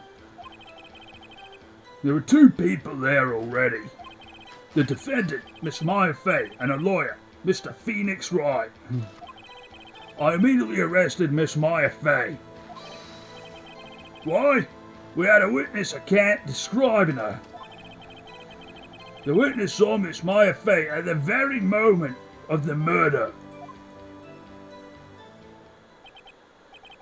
The very moment, you say? Very well, Mr. Wright. You may begin your cross-examination. Yes, Your Honour. Cross-examine what? Couldn't see a single contradiction in that testimony. Smack! Maya just threw something at me. What's this? When my sister couldn't find any contradictions in a witness's testimony, she would bluff it and press the witness on every detail. The witness always slips up and says something wrong. It worked lots of times. I should have expected Maya would know some of her sister's tricks. Alright, let's give this a try. He actually passed the bar, like, honestly. Something the He matter? doesn't know how to be a lawyer. Oh, Your Honour, I'd like to begin my cross-examination.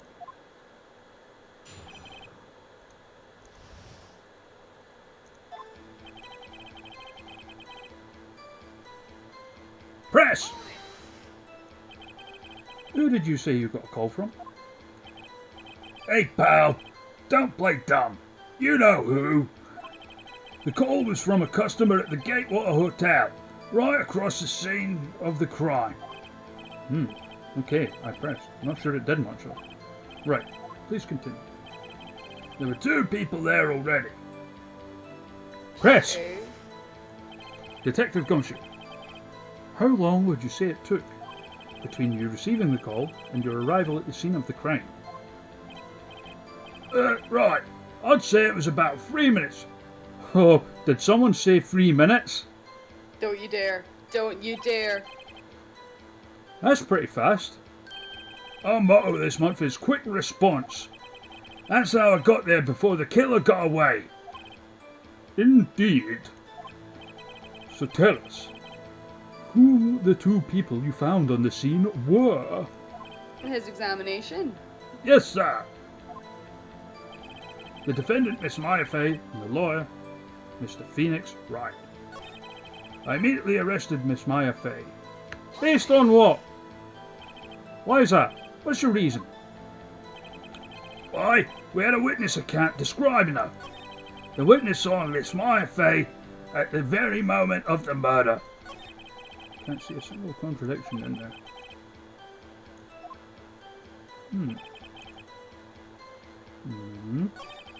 Fine.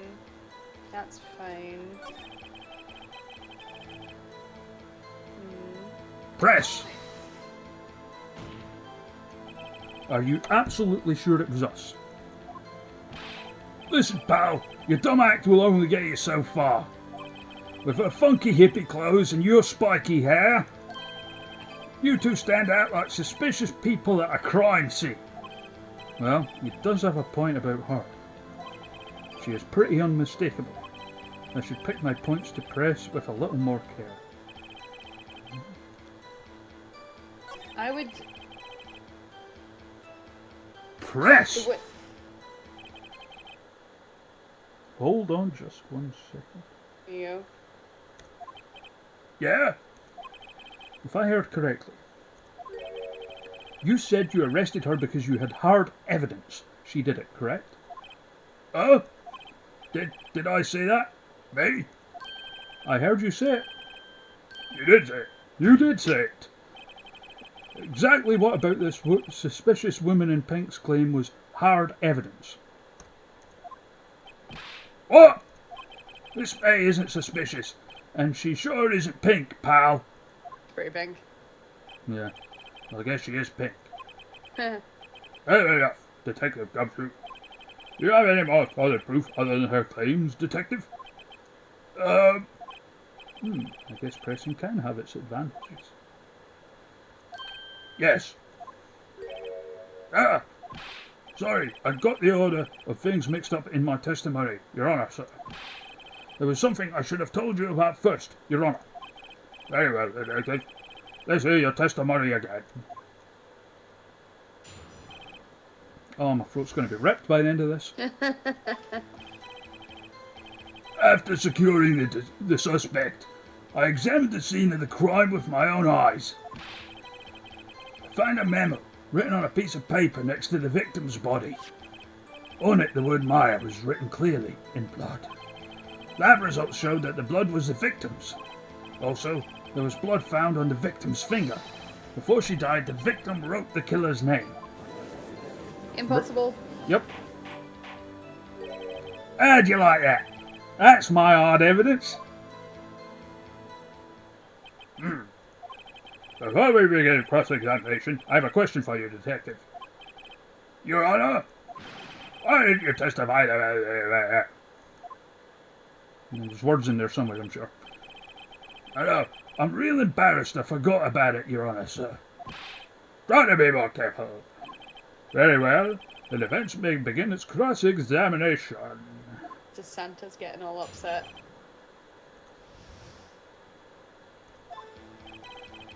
After securing the suspect, I examined the scene of the crime with my own eyes. I found a memo written on a piece of paper next to the victim's body. On it, the word Maya was written clearly in blood. Lab results showed that the blood was the victim's. Also, there was blood found on the victim's finger. Before she died, the victim... Nope. Nope. We're going to get him. Nope. Death was instantaneous. Detective Gumshoe, there's one thing I want you to clarify for me here. You say that the victim, Mia Fey, wrote this note. That she was accusing the defendant, Maya Fey. That's really what you're saying. What? This isn't one of those lawyer tricks, is it now? Of course she wrote it. Who else could have? You have it backwards, Detective. Backwards? The victim is the only person who absolutely could not have written. This is a report from your department, Detective. Immediate death due to a blow from a blunt object. She died immediately. But... No but in your way out of this one, Detective. Order! Order!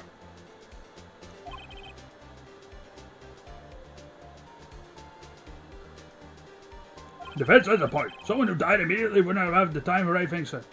I'll do that once we're done the Phoenix stuff, British. Mr. Wright, I beg your pardon, but when exactly did you obtain that autopsy report? When?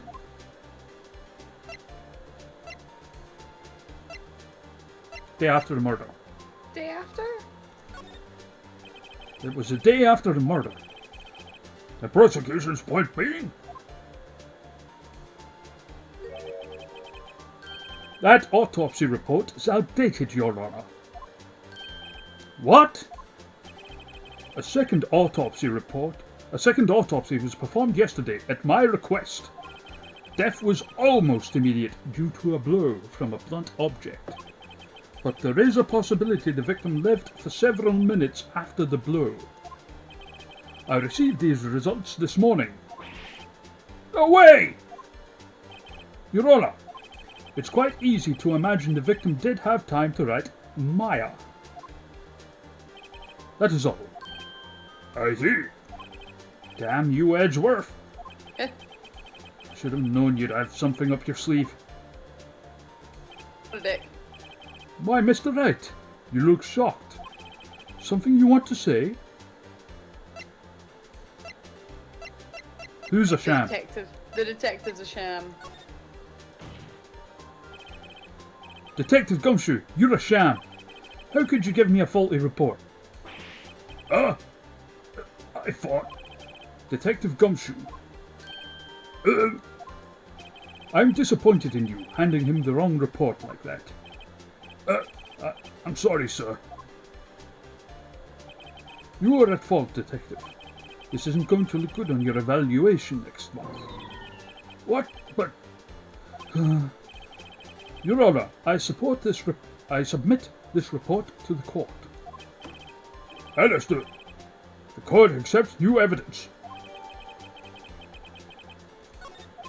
Okay. Well, Your Honor, the evidence strongly suggests the victim was identifying the killer. I suppose that's the obvious conclusion, yes. The obvious conclusion. Darn, this isn't good. The prosecution would like to call its next witness. This poor innocent girl saw the murder with her own eyes. Rabble, rabble, rabble. There the witness, Miss April May, take the stand. That's a fair point, Phoenix. Yep.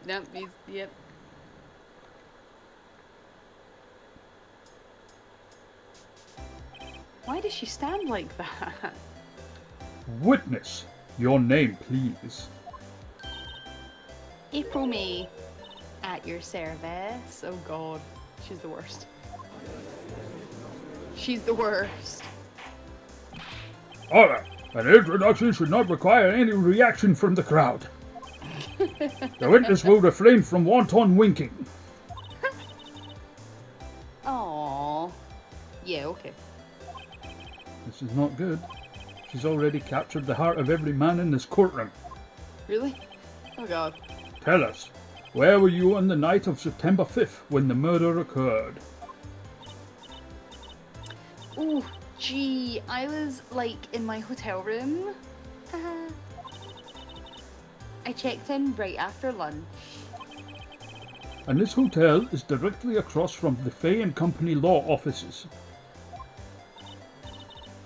That's right. I'm not saying it. Don't blame you. Please testify to the court about what you saw.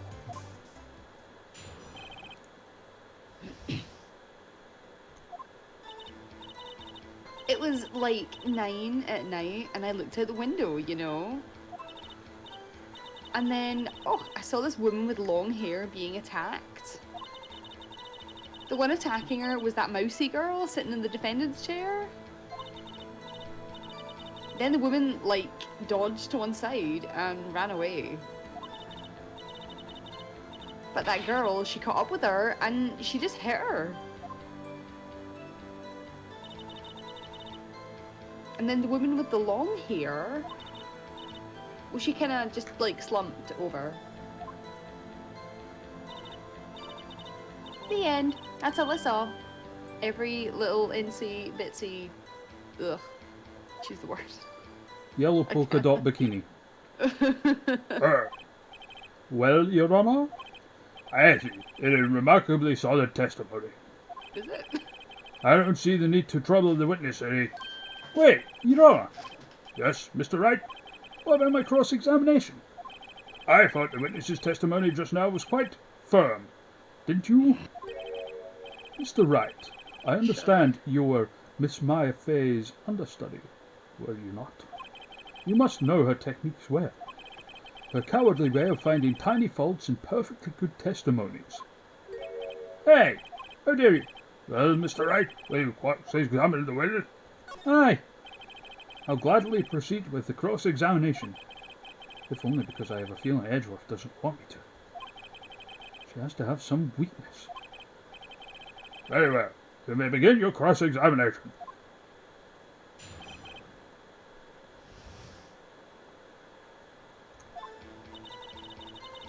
So it was like 9 at night and I looked out the window, you know. Do we have anything that contradicts that? I know, for 9 o'clock at night. Well, she's talking bollocks. No, that's 9 o'clock in the morning. Oh yeah, you're right. 9 a.m. Bugger.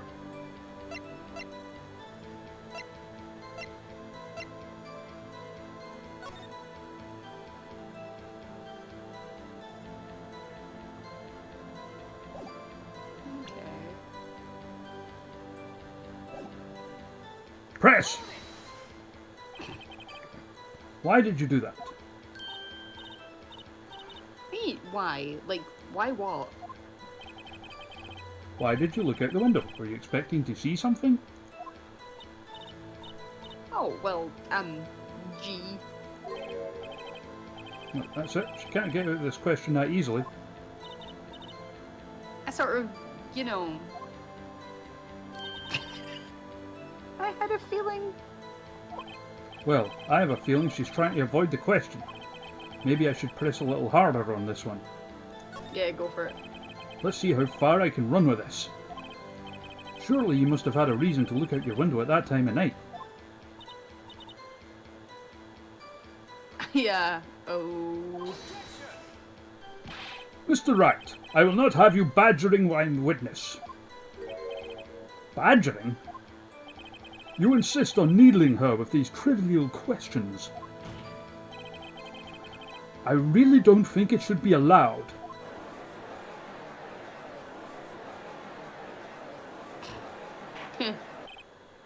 Order. Mr. Wright, you have been warned. You looked out of the window. What did you see? And then, oh, I saw a woman with long hair being attacked. The one attacking her was a mousy girl sitting in the defendant's chair.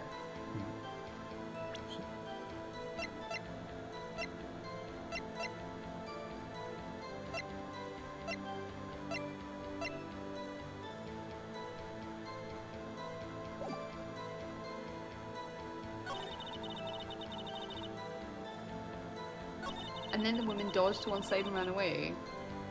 Then the girl caught up to her and she hit her. How did you know it was my client? Oh, well, gee. First of all, she had a girl's physique. And secondly, she was small. Who else could it be? There's a point. That testimony stinks. Wait, what? Miss May, I'm willing to bet that...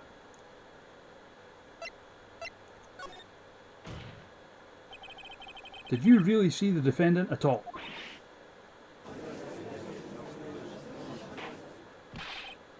Mr. Wright, what's the meaning of this? Yes. Oh, you. Yeah, well, what is the meaning of this? Someone who tell me, because I'm clueless about this, I mean. Okay. If you'd really witnessed my client, my affair, you would have noticed her clothes before noticing her physique.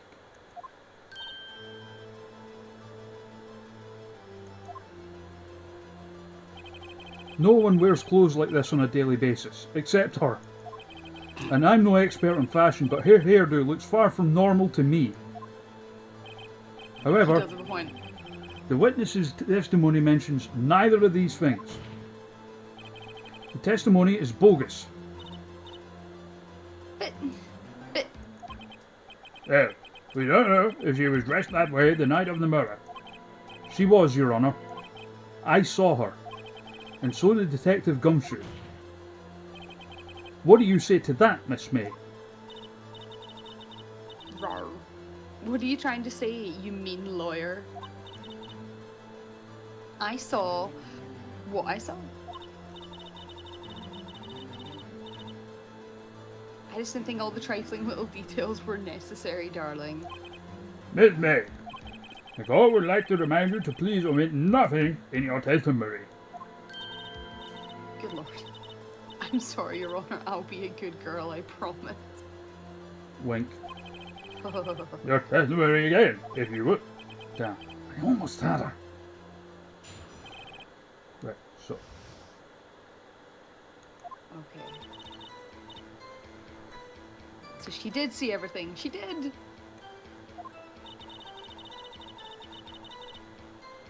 the first attack and ran off to the right. Then the girl in the hippie clothes ran after her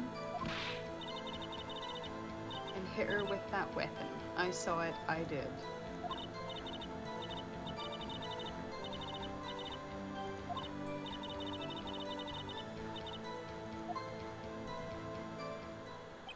I see. I only wish you had been so detailed from the beginning. Please begin the cross-examination. How did she know it was a clock? Yeah.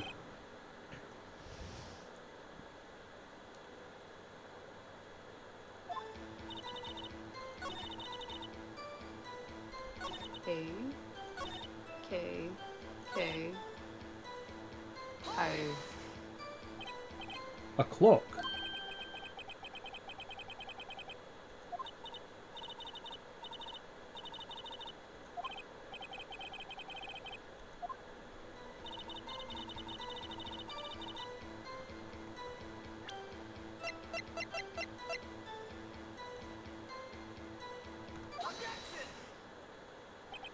Miss May, what you said just now was quite revealing. Oh. I won't make you. No. You said that this statue of the thinker was a clock, but there's no way of knowing that just by looking at it. Another person in much the same position as you recently called this a clock too, and he was found guilty of murder. Order, order. Miss May, can you explain how you know this was a clock? Or The witness saw the murder with her own eyes. That's all that's important here.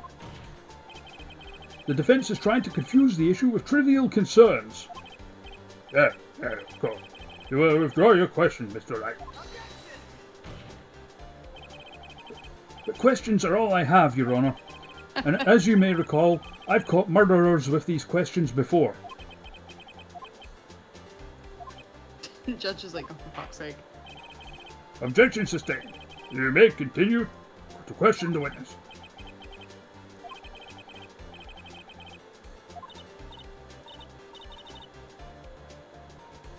So what happens now? What happens is you answer my question.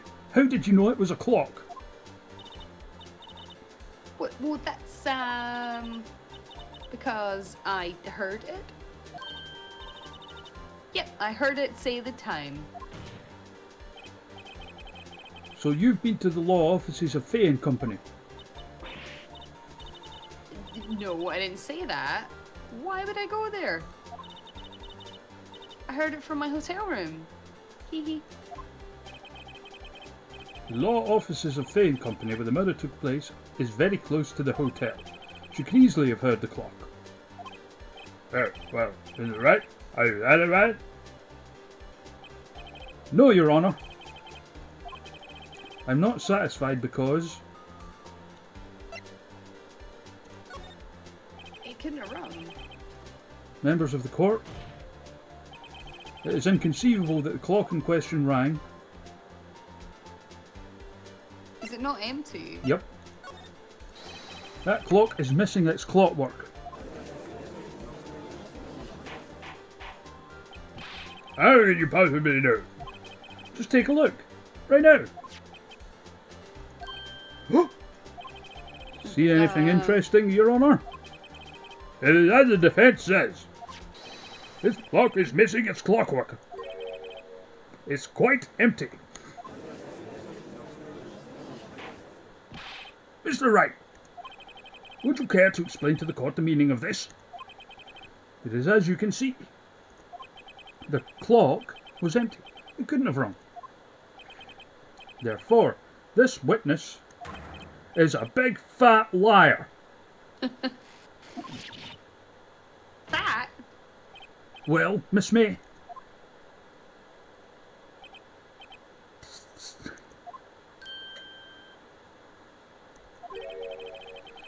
Quite a show you've put on for us, Mr. Wright.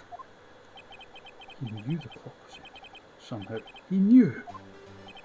I'm afraid you've forgotten one thing, however. Indeed, the clock is empty, as you say. It can't ring. However, we must ask, when was the clockwork removed? If it was after the witness heard the clock, then there is no contradiction. That's true. That is a possibility. The clock might have been emptied after she heard it. And that is exactly what happened, Your Honour. Well, Mr. Wright, can you prove when the clock was removed? Ho! Impossible, of course. I have proof. What? Wasn't it you who told me proof is everything? Well, I was listening. And now I'll show you the proof you like so much. He's a tiger.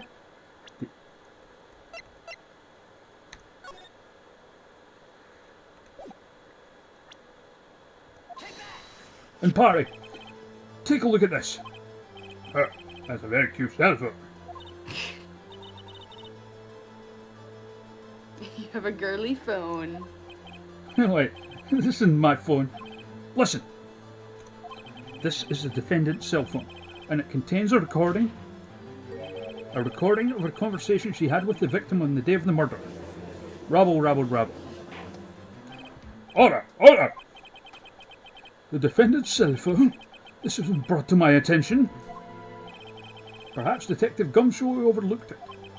A good detective better remember he's up for evaluation soon. I gotta say, I'm starting to feel bad for the big fella. Let's hear the conversation. So you just want me to like hold on to the hanker for you then? Yeah, if you could. I should probably tell you, the clock isn't talking right now. What, it's not working? Well, that's rubbish. Yeah, I had to take the clockwork out, sorry. Eep. Your Honour, I think this makes it clear the clockwork was already gone by the time this was recorded. Which was well before the witness even arrived at her hotel. Well, Miss May, would you care to explain this to the court? Just how did you know that that weapon was a clock? Well, isn't it obvious? I saw that clock before. What store was that again? I go to so many. Oh, I forgot. I've seen it before. I haven't made it. Does the defence have any objections, Mr. Wright? Well, yes. The witness claims she had seen it before, but this directly contradicts a piece of evidence already submitted to this court. Well, let's see it. Please produce this evidence that will prove the witness had not seen the clock before.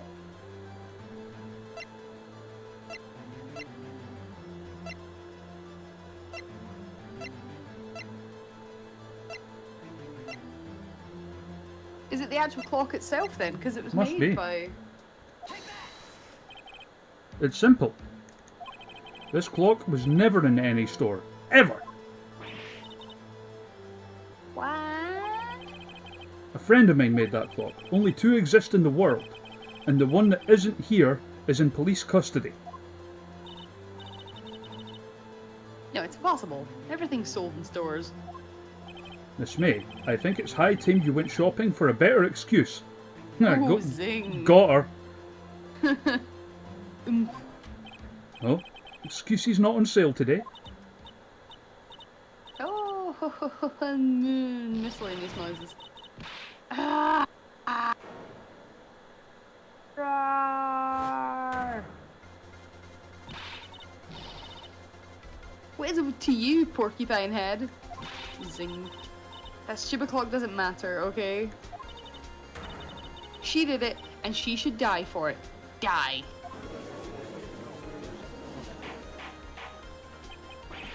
Right, let's not get ahead of ourselves. This is a court of law, and the witness will remain calm.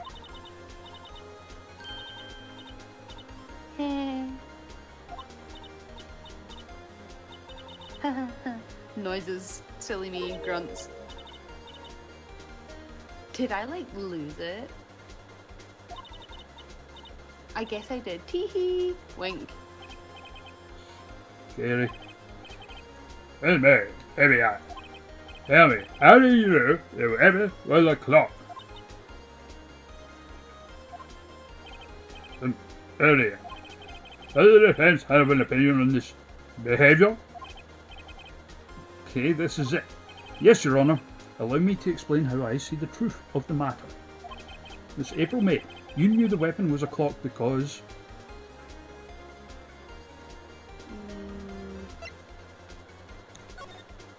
Cared about it.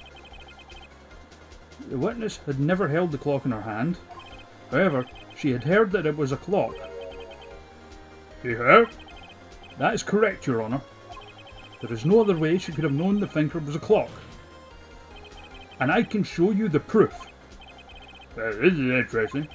This is show me evidence proving that the witness had heard the murder weapon was a clock. Wiretap. Have a look at this.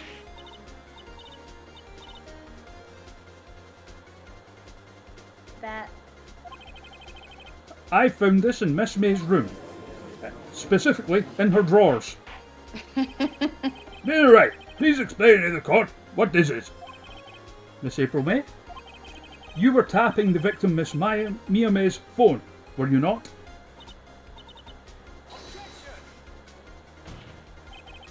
Your Honour, this is irrelevant. I am not entirely sure that it is. Objection overruled. It troubles me that our witness was in the possession of a wiretap. This is outrageous. Does the defence truly claim that the witness was tapping her phone? Absolutely.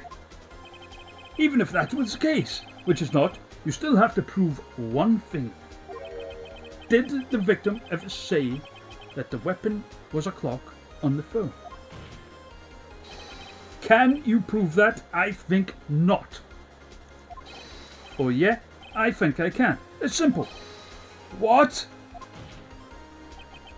Here's my proof. The proof that the victim said on the phone that the weapon was a clock is... What is it? She said she had to remove the clockwork. Oh yeah, she said clockwork. I present the defendant's cell phone. Yeah, you see that? Listen once more to the conversation between the defendant and the victim.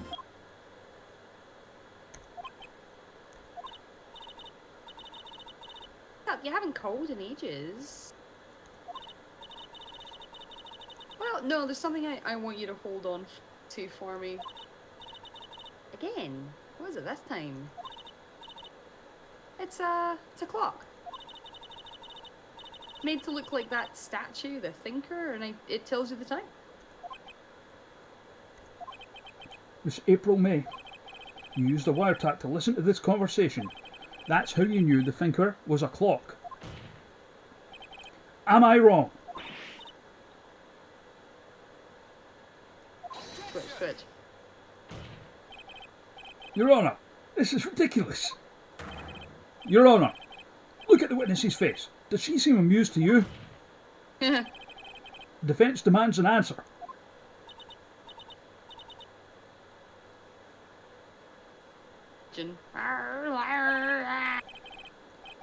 Well, answer the question. Did you tap her foot? Miss May. Shut up, all of you. What gives you the right to talk to me like that, you lawyer?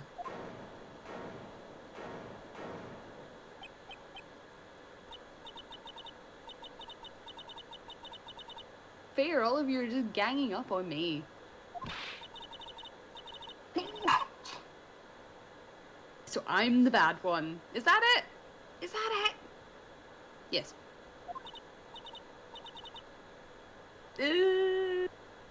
Big fat tears. Now to deal the final blow.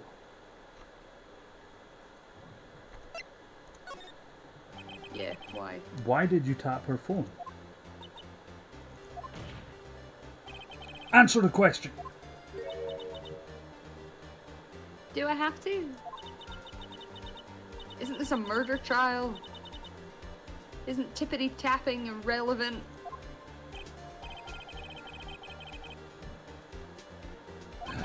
Miss May, you were tapping the victim's phone.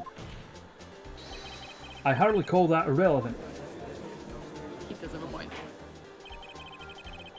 The court does not condone the defence's tone of voice. He has a point. Thank you. Well, Miss May, do you have an explanation for the court? Can you prove you had nothing to do with this murder, even though you tapped a phone? Oh, Kifu is raiding us.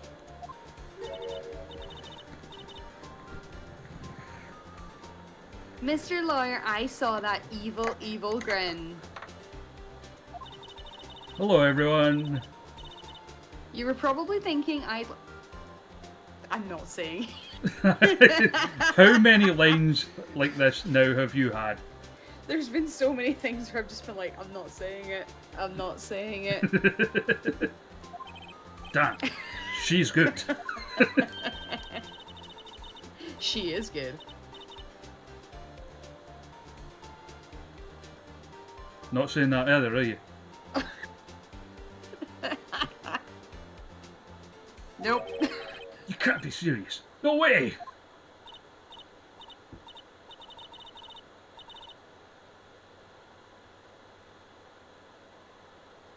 Way, I say, way. And I assure you, I'm serious, Mr. Lawyer. I know what you mean, Fu. It does look very strange, like the upgrade in art from like the DS one.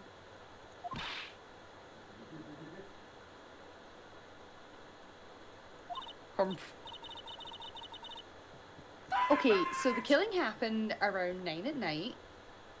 Thank you, bisected brioche, for the follow. Why, that's just when I was getting room service from that sweet bellboy. Room service? Iced coffee, I think it was. Who gets iced coffee at 9 o'clock at night? Icky Fu just noticed like the pervert notification thing.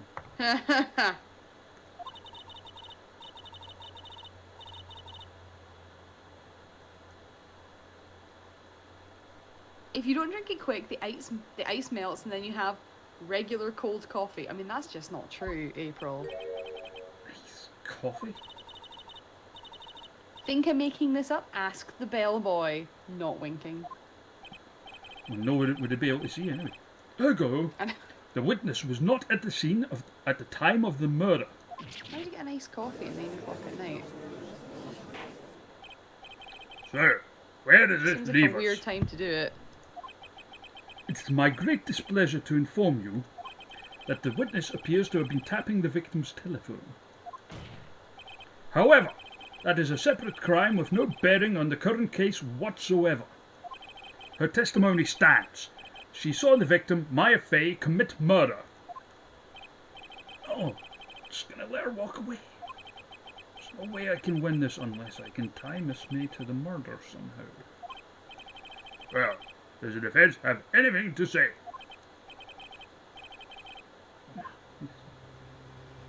Call the bellboy as a witness. Surely.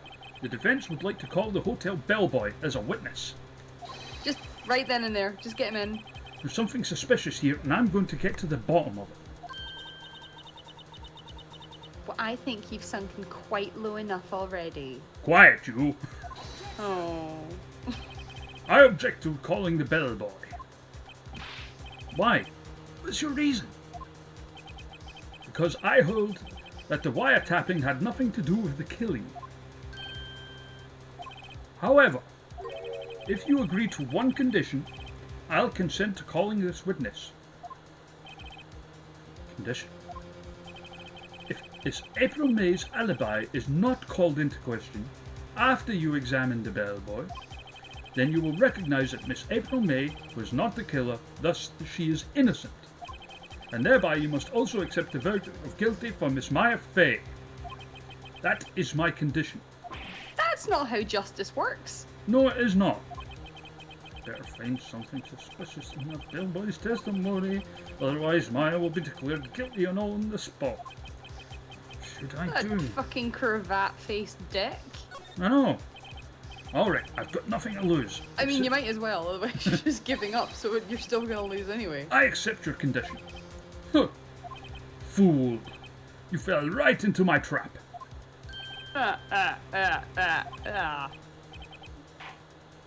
Very well. The court calls the hotel bellboy to the stand. I have to try and remember what voice I did for him. I believe we're ready for the witness to testify. He certainly does look like a bellboy. I still feel like that guy should have sounded way more like Eddie. It's why the fuck has he got his tray with him? Yes, sir. How? I received your summons in the middle of work, sir. I'm happy to be of service. That, he said, looks rather heavy, so without further ado, the witness may begin his testimony. But not put the tray down, apparently. Very good, sir.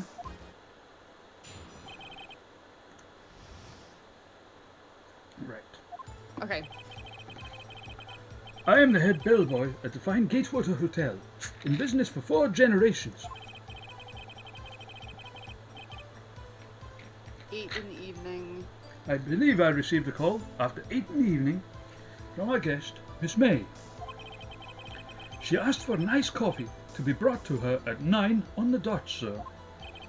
I brought it to her at precisely the requested time, of course, and I delivered the iced coffee to our guest, Miss May herself.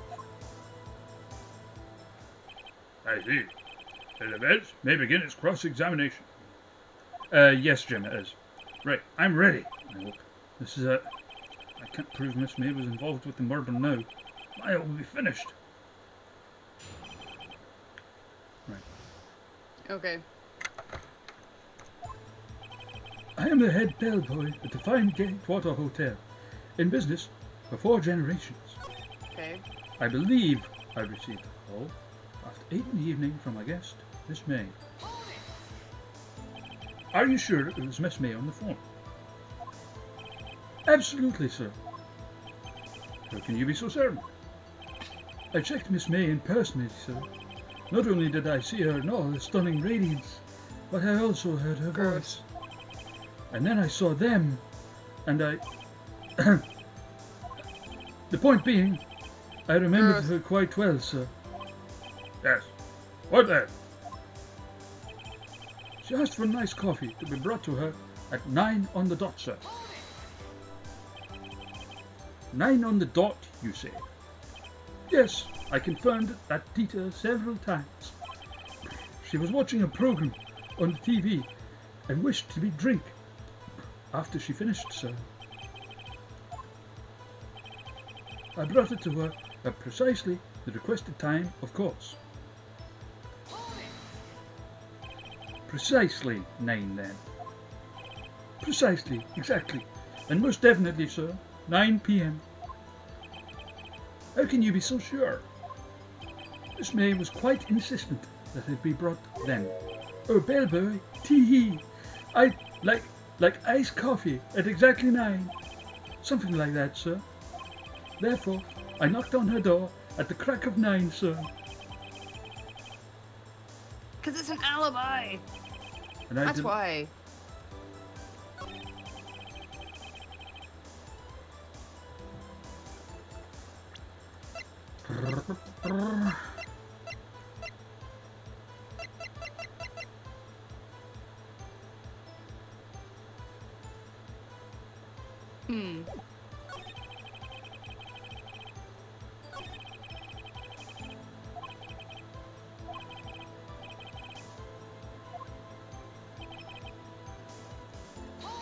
Yeah, hold it. What exactly is it you do at the hotel? Why, anything required of me, sir. I check in guests, I check out guests. I clean rooms, I make beds, I even deliver room service, sir. Carry around a tray. I checked Miss May in personally. Are you always so prim? Mr. Wright, you will refrain from asking frivolous questions. I believe I received a call after 8 in the evening from the guest, Miss May. She asked for an hour's coffee. Oh, 9 on the dot. Thing is, she was saying that she saw the murder happen.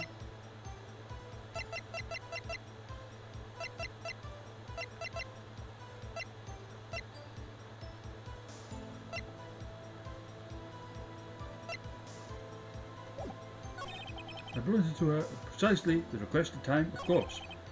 I delivered.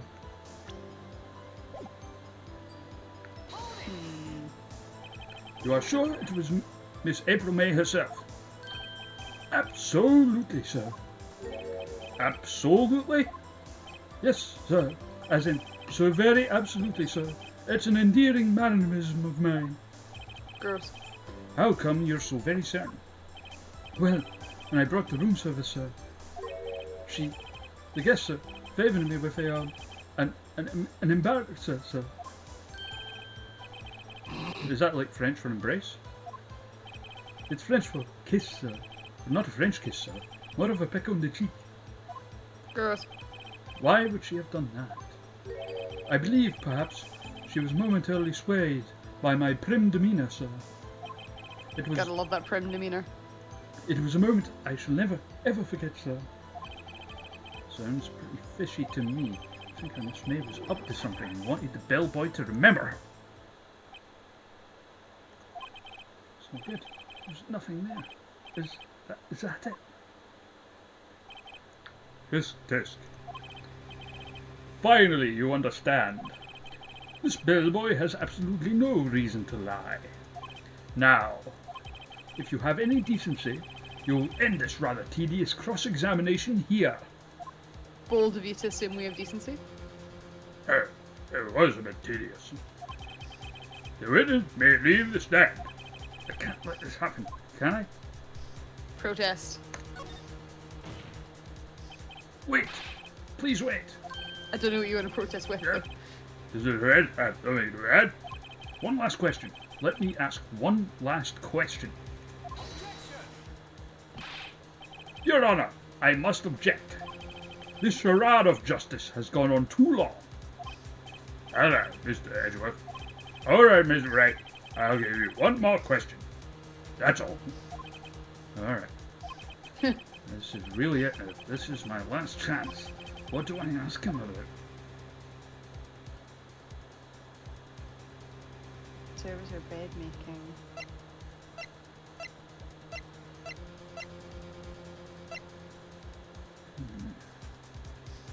I don't know why I'm leaning towards bed making, but there's nothing worth asking. Bed making!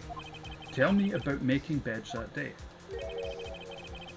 I was wondering what you were going to ask, but bed making? And you know. Oh dear. No. Mr. Edgeworth. The witness will answer the defence's question. Yes, well, it was quite like any other day's bed making.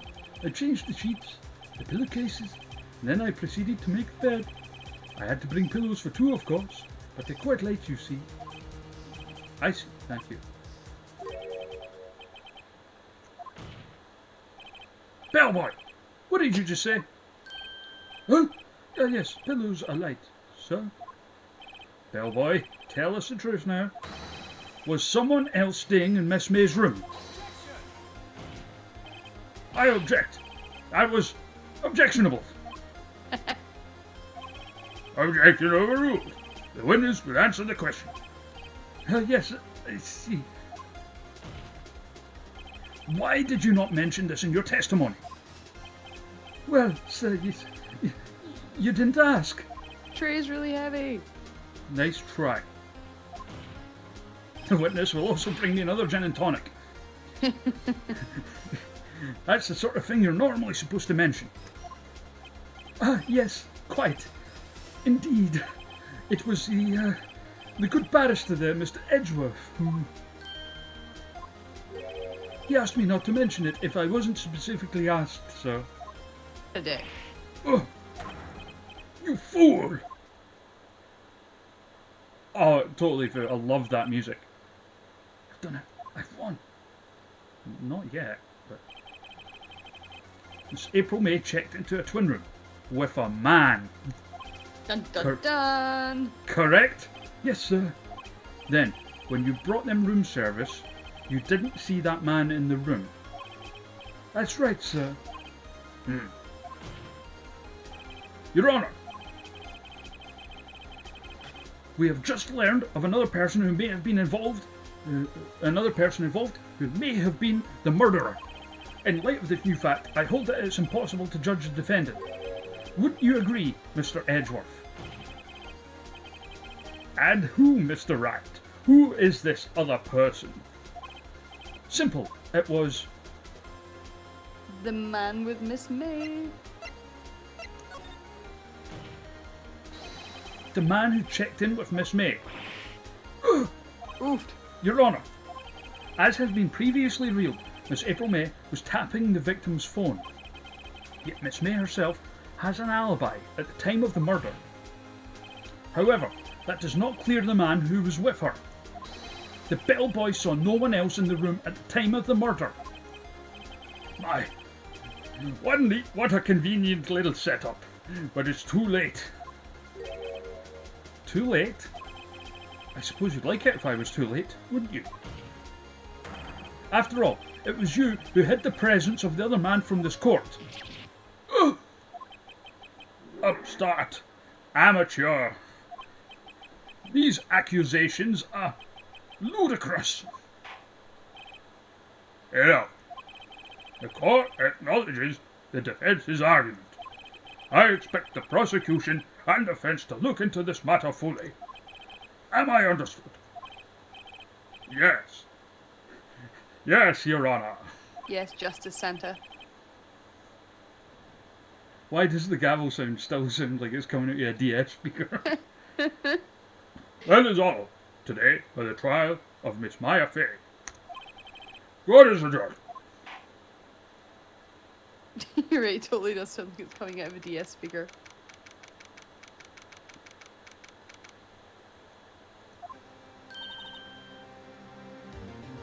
Hey. You were amazing. Honestly.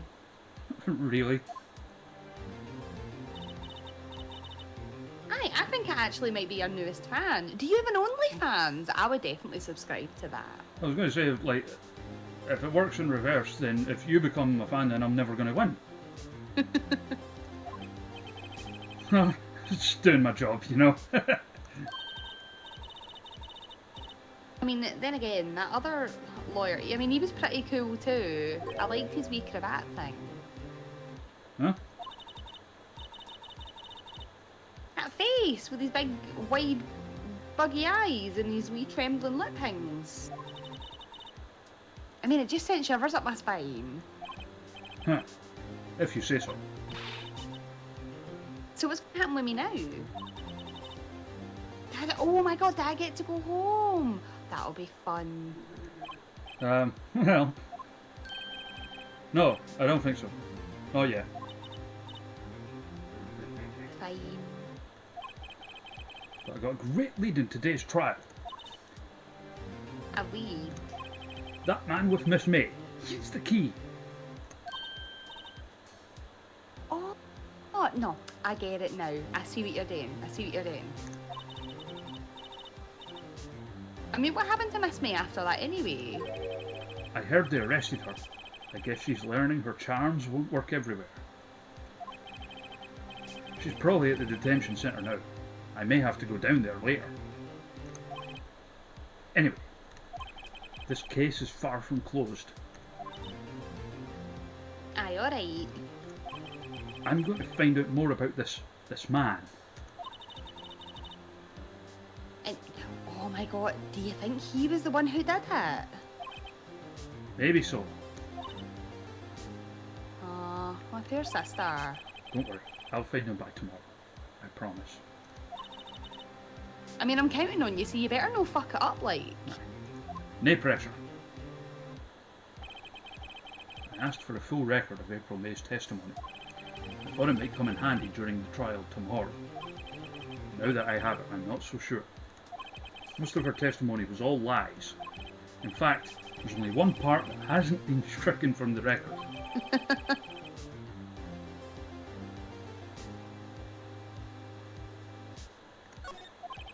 I don't know how much good this will do me at all now.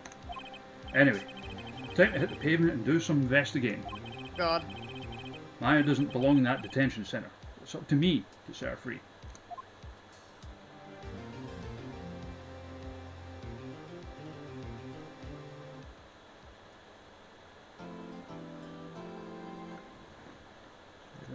Jesus, that's 10 o'clock. I know. I was like, I think that is a good point to leave it at. Yeah. We've done an awful lot of lawyering. Yeah, my throat hurts from doing all those voices. Because there's far more male voices than there are female voices. Yeah, and like, you know, sod me for trying to put a bit of variety into them. What you need to do is you need to jump onto like Netflix or at least onto the network. Pick some wrestlers that have like really distinct voices, and see what you can put in. Obviously, with British wrestling, the only voice that I can do is Siren Sarah, because I've no like she's got a pretty distinctive voice, and obviously I'm doing it as a caricature, and I'm doing it out of pure love because I fucking love Sarah. Right. But this is really the only women's voice that I can do, so I'm gonna have to try and find something different. See, I thought you'd have been able to do Kim. No, Kim's just really Ayrshire. Yeah, that's true.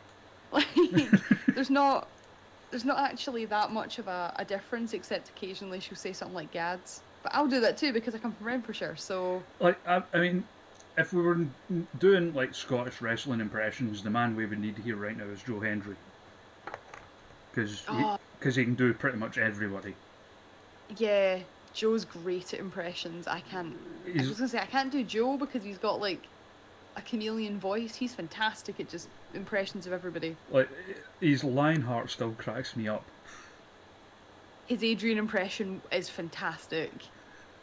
Like, I was honestly nearly greeting the first time I saw that video just for laughing. There was a song a while ago, Scott and who was I in the car with? It was me, Joe Hendry. I think Damo was in the car as well, and we were driving back from, I wanna say Tidal. It was one of the wrestling shows down south, and he made up a song about kid fight to the tune of Pokemon. And all I can remember is the tune, "You're my trainee, we'll drink until 3:30," to the tune of Pokemon. So that's my favourite part of ever being in a car with Joe, but I need to hear more of his impressions. Like, there's one that he's mentioned it on stream before, but he doesn't say who it is.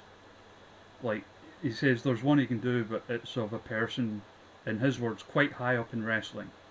So, like, he doesn't do it because, like... I've heard of him do a couple of impressions of people that are quite high up in wrestling, and yeah, it's the kind of thing that it cracks us up in private, but you would never do it on a live stream where they would potentially hear it or see it. I've typed the name to you, if it's the same one. Yeah, it totally is. That's the one. And you know what? It is fantastic. It's so good. It's such a spot-on impression. It's so good. But yeah, you wouldn't do that on a live stream. Like, the time I heard him do it was the day that he actually debuted in amateur wrestling. Really? Yeah, because he had put out a thing on Twitter just like, "Oh, I'm debuting amateur wrestling after only, what was it, like a month of training or something."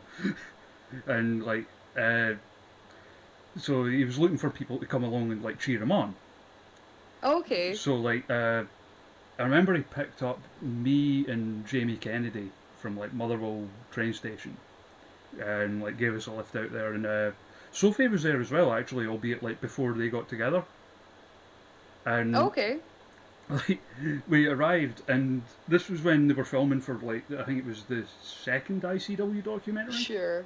So like, they were filming him. None of it ended up getting used, unfortunately. Oh. But like, he pulls up and they get out of the car, and the guy with the camera's already there, and he's like, "Right, gonna get a shot of you, like getting out of the car. Joe can say a few words to the camera, just like act like you would, kind of thing, and Joe can do his talking." And I'm like, sure. So we're getting out of the car, and Joe starts talking to the camera. He's like, "Look, I know this is amateur wrestling, and I know that being a professional wrestler, I'm coming in here with a target on my back. People here look down on this, but I want and as he's saying all this, he's going into like the boot of his car and like getting his like bags out and his gear and stuff. And he's like, I want everyone to know, like, I'm not here to like disrespect anybody or ruffle any feathers. I'm not here to like rub stuff in people's faces." And as he says it, he pulls out his bag and like whips it over one shoulder, and then like in the other hand, he pulls out like the Pride N7 title and like whips it over his other shoulder. Oh, Joe. God bless that boy. Honestly, Scott and I, a couple of years ago now, and when I say a couple of years ago, you'll get it. Robbie Brookside was back in the UK to Was do. that about the time he did the thing at Box? Or was... No, this was after it. So he did the thing at Box, and he was up here, and he was doing a week-long like training camp at Source. Right. And this was a couple of years later, so he had just at that point he had not gone over to NXT yet. He was about to, but then there was he did a day-long training seminar back in his old school. Right. Down it was at Leicester, I think it was, and it was me, Scott, and Joe Hendry in the car because Joe asked if he could hitch a ride with me and Scott, and it was one of the most ridiculous drives I've ever had in wrestling. There was an awful lot of impressions. There was an awful lot of laughs. It was really good. He's a good boy. Yes. He's a good boy. Everyone should go and. Not that I really need to advertise his channel for him, but Joe does have a Twitch channel, and the stuff that he does on it is really good because he does a variety of gaming videos and just chatting videos. It's usually like him and some combination of like his brother Jake or Dave Conrad. Or Dave Conrad. Yeah. Who It's is a good understatedly funny. Dave. Dave is understatedly funny. Like, he says things that I think he doesn't mean to be funny. And then he is. Have you heard them doing their Edinburgh bus guy voices? Yes, I have. I absolutely have. And it killed me. It's so accurate as well. So, everybody that's on, if you haven't subscribed to Joe Hendry's channel, you should definitely subscribe to Joe's channel as well. Because it's really funny too. Yeah. Because I can, as someone who gets a bus to work in Edinburgh, I can back up how accurate those voices are. Oh. What? Anyone getting a bus right now just freaks me out. Like, it would be nice if they enforced the mask thing.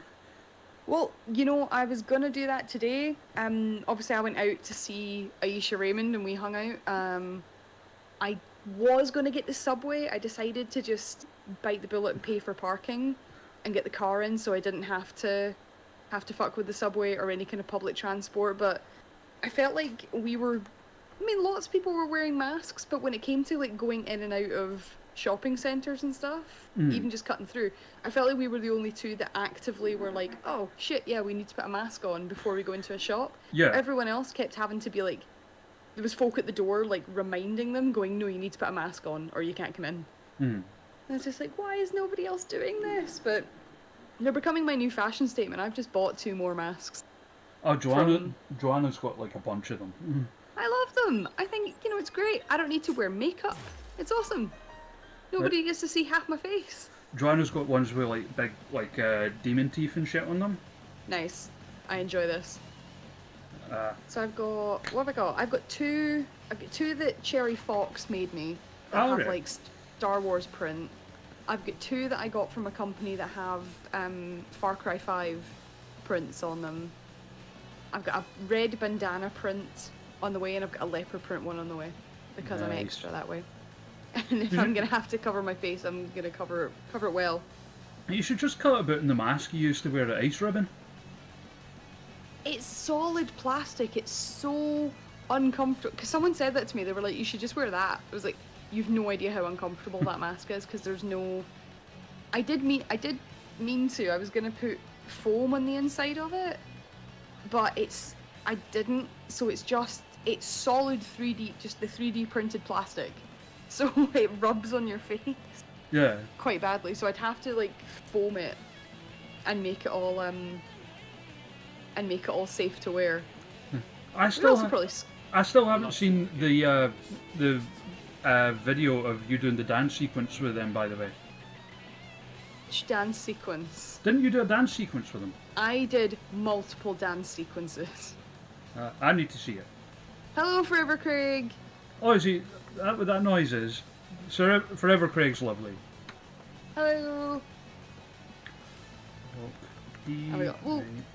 No, I did, so there was a couple of matches where, because of who I was tagging with and the way they do their entrance, they were like, oh, you need to do this dance. And because I'm not an asshole wrestler who's like, no, I'm too cool to dance, Yeah. I was like, yes, I'll absolutely do that. That sounds hilarious. Let's go. But no, there was a match that I did, and it was for Mochi's like birthday show Right. in the dojo, and the match was a 6-person tag, and it was like musical chairs, but wrestling. I need So to see any- this. I'll look it out. I'm sure I've got it somewhere. But it was like at any one time in the middle of the match, music would start, and whoever was in the ring had to dance. And there was choreographed dances, and there was like four different ones. And the whole idea was the first 2 or 3 times it happened, I was screaming at my tag partners like, what are you doing, stop dancing, this is really stupid. Yeah. And then when it happened to me in the ring, I was obviously like, I'm gonna outdance all of you, and I had the best time. It was so much fun. I'm trying to see if I know I've definitely got pictures of it, but I'll have to see if I can ask them to see if there's any footage of it, because there's got to be footage somewhere. Someone will have it. But it was really fun. We've got the panda here, by the way. I gave him some crazy moves. Yay, panda! Wait and see some of the moves this panda has. Like, Is he gonna backflip and land on his head like I did? oh no, it's better than that. Oh, good. Also, thank you for the resub, Forever Craig. I keep meaning to change the resub audio so that it's either very good to see you again, old friend from Twin Peaks, but which Actually, you're reminding me I need to change the audio for all of my ha! subscription stuff. Fork in the balls. Ah! That's just wow. Oh no, that's Oh, like the most sensible one. that's a violent panda. Right. So if someone, I mean, not that I have balls, but if someone forked me in the balls, the last thing I'd be doing is then hitting them with a hip toss. Like even then, like I mean, goodness grief, like it's no fun getting hit there for a woman either. So No, it's not. If you ever get a chance to speak to Casey Owens, you ask her about that time in France where she crippled me. oh, giant swing. Giant swing. I love that giant swing. Just yeet them. Yeet. Wait. Oh, big slap. Oh, now they're trading blows. It doesn't seem wise just trading blows With with a panda. And then get. Oh! The referee's on one knee, someone must have been playing the national anthem. Oh no! Oh god! Daniel Bryan stops. Ooh. Marked Oh, Man 247 is a follower now. Thank you. He's a pervert! Yay! This is entirely the fault of Johnny Blood and Amy Alonzi, by the way. I believe it. I would believe it. Oh, I'll need to show you. I'll need to make a specific video of it, like when we had Amy playing the Dark Room. Oh, bless her. I would definitely, yeah, I'll need Like, to watch that back. The do you see? But I think she genuinely had an existential crisis at that point. Amy's so sweet. I love her. Oh, she's great. I love her to bits. The fact that, like, I mean, obviously you were a part of that charity stream as well. But it was like, I was. the fact that she agreed to do it at like a day and a half's notice, like after obviously Scrapper Mania got pulled. That's great. But I love her a bit. She's a total sweetheart. She's a total sweetheart. She's a great wrestler. Oh yeah, She deserves she's so lots and lots and charismatic. lots of credit. Like, She is. she's 100% going places. That girl. Oh yeah, without a doubt. She's got a great look. She's got a great gimmick. She works really, really well, and I think she just deserves the chance to get out and work with as many people as possible in some good places. Yes. Oh, here we go. Oh my God! I think he's bust open. Of course he's bust open. He's just been I don't know what happened there.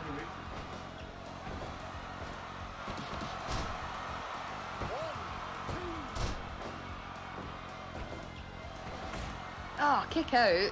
What? I was like, yeah, I'm gonna go to bed, and now I'm like, no, I'm gonna watch this panda. Uh-oh. I know what that noise means. I don't know what that noise means. The ring explode! The ring. Oh. I didn't know that would happen. Oh, the panda's up!